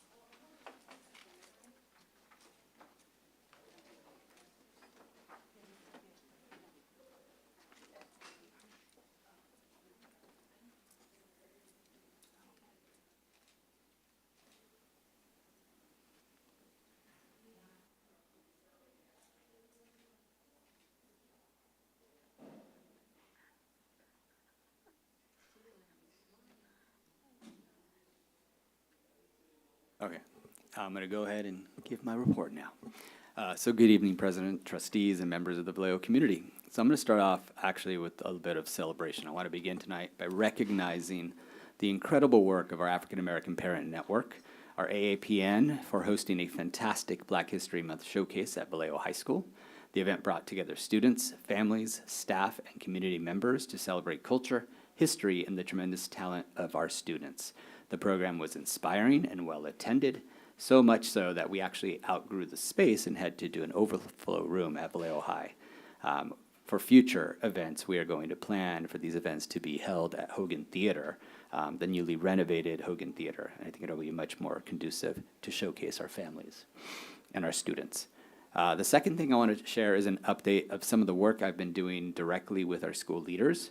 Over the past 2 weeks, I've begun one-on-one visits with each of our principals, and so far I've met with 7 of them. These meetings are intentionally structured so that the principal directs the conversation, and I give them a full hour of my undivided attention. During these discussions, we talk about the successes happening at their schools, the challenges they're navigating, and most importantly, their vision for the future of their campuses and for Vallejo City Unified School District as a whole. What is clear from these conversations is that we are at a pivotal point in our district's journey. As we move through this period of right-sizing and transformation, we also have a real opportunity to reinvent and strongly establish high-quality programs at all of our schools. Our principals are deeply committed to that work, and I am grateful for their leadership. Finally, I want to remind the community and the board that tomorrow evening we will be attending the Solano County Office of Ed board meeting, where the board is reviewing their policy on interdistrict transfer appeals. The meeting begins at 6 p.m. with the agenda item coming early in the meeting. The district plans to attend and voice the concerns we have with the transfer appeal process and to stress the importance of supporting our district in thinking VCUSD first. And that is my report for this evening. Thank you, Superintendent Aurelio. Trustee Fox? I attended the Sister Cities dinner. Thank you, Rhonda, very much. Rhonda's not here. Is she here? Oh. Anyways, it was a very nice event, and they asked, they have 2 sister cities they would like to hopefully pair us up with. And the one for Ensenada, Mexico, there was like names thrown out like, well, maybe Vallejo High or maybe Cave or whatever. Anyways, but then also in the Philippines, we have a city there, but maybe that would be Vallejo High or Bethel. I don't know. But those are 2 cities right now available for partnership with one of our schools, hopefully, is the Filipino sister city and the Ensenada, Mexico. See, those are the 2 they asked me to bring back, and that to see if we're interested in either one of those to be partners with Sister City. So that's my report. Thank you. Trustee Hodges? I got a chance to attend the 2x2 meeting. There were quite a few things discussed, but the thing that got most of my attention was the bringing up the Rolandwood property, and they promised to make some kind of decisions or movements on that, so we could sell it. I also attended the African American Parent Network program. I hung out with the superintendent and watched a pretty good show. I think what impressed me the most was they had a tribute to Dr. Kelly, and it was pretty impressive with about his work with the Boys and Girls Club, Continental Makeup, and getting these kids into college. That's my report. Thank you, Trustee Hodges. And Trustee Dr. Young? I also attended the 2+2, and my main concern was, where's our money? That's my report. Vice President Flores?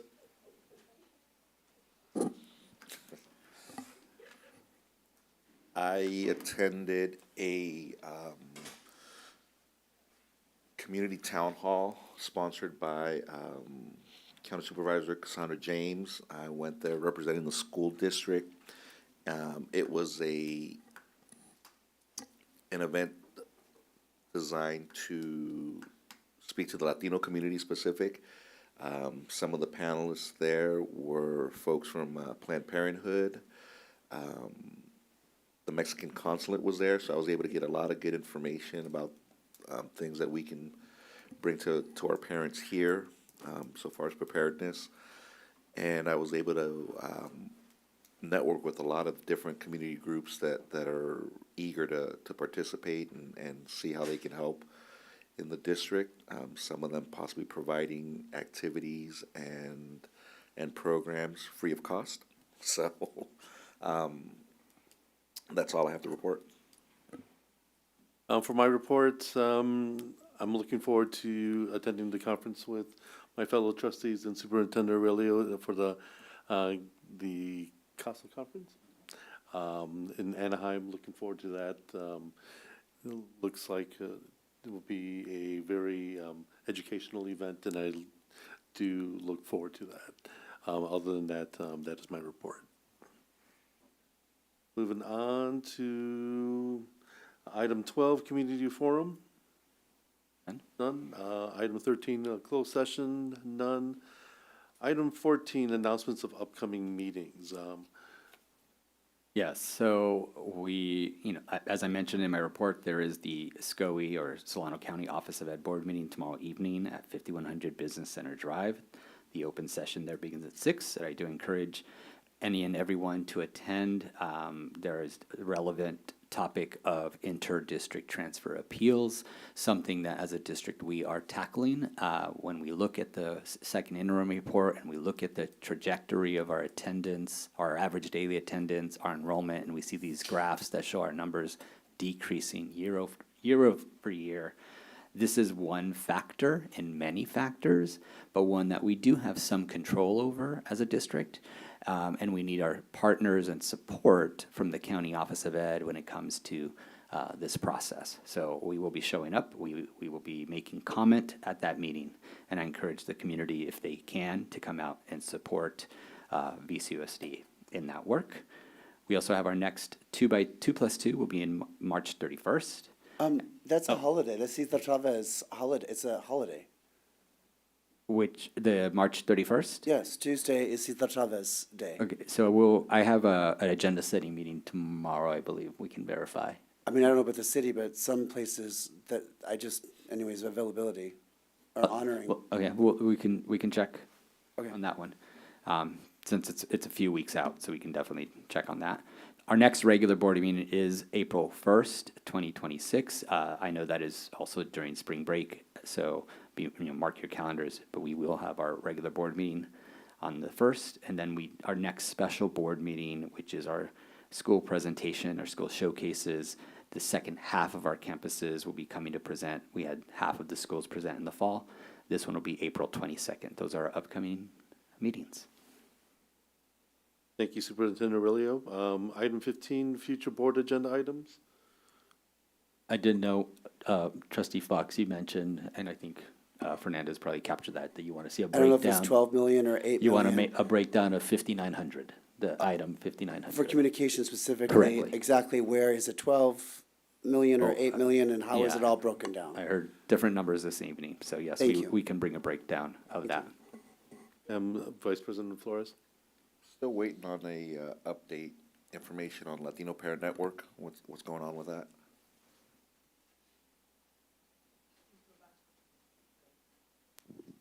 Hello. We provided an update in the weekly board, what's it called? Memo, on the Friday memo. But if you'd like something from the day, it's from the podium, we can do that as well. Because there's, Okay. you know, there's progress, but not a significant amount to report, but there's progress on their activities and next steps. But I can do it from the podium if that's what you prefer. Thank you. Moving on to item 16. This meeting is adjourned at 9:36 p.m.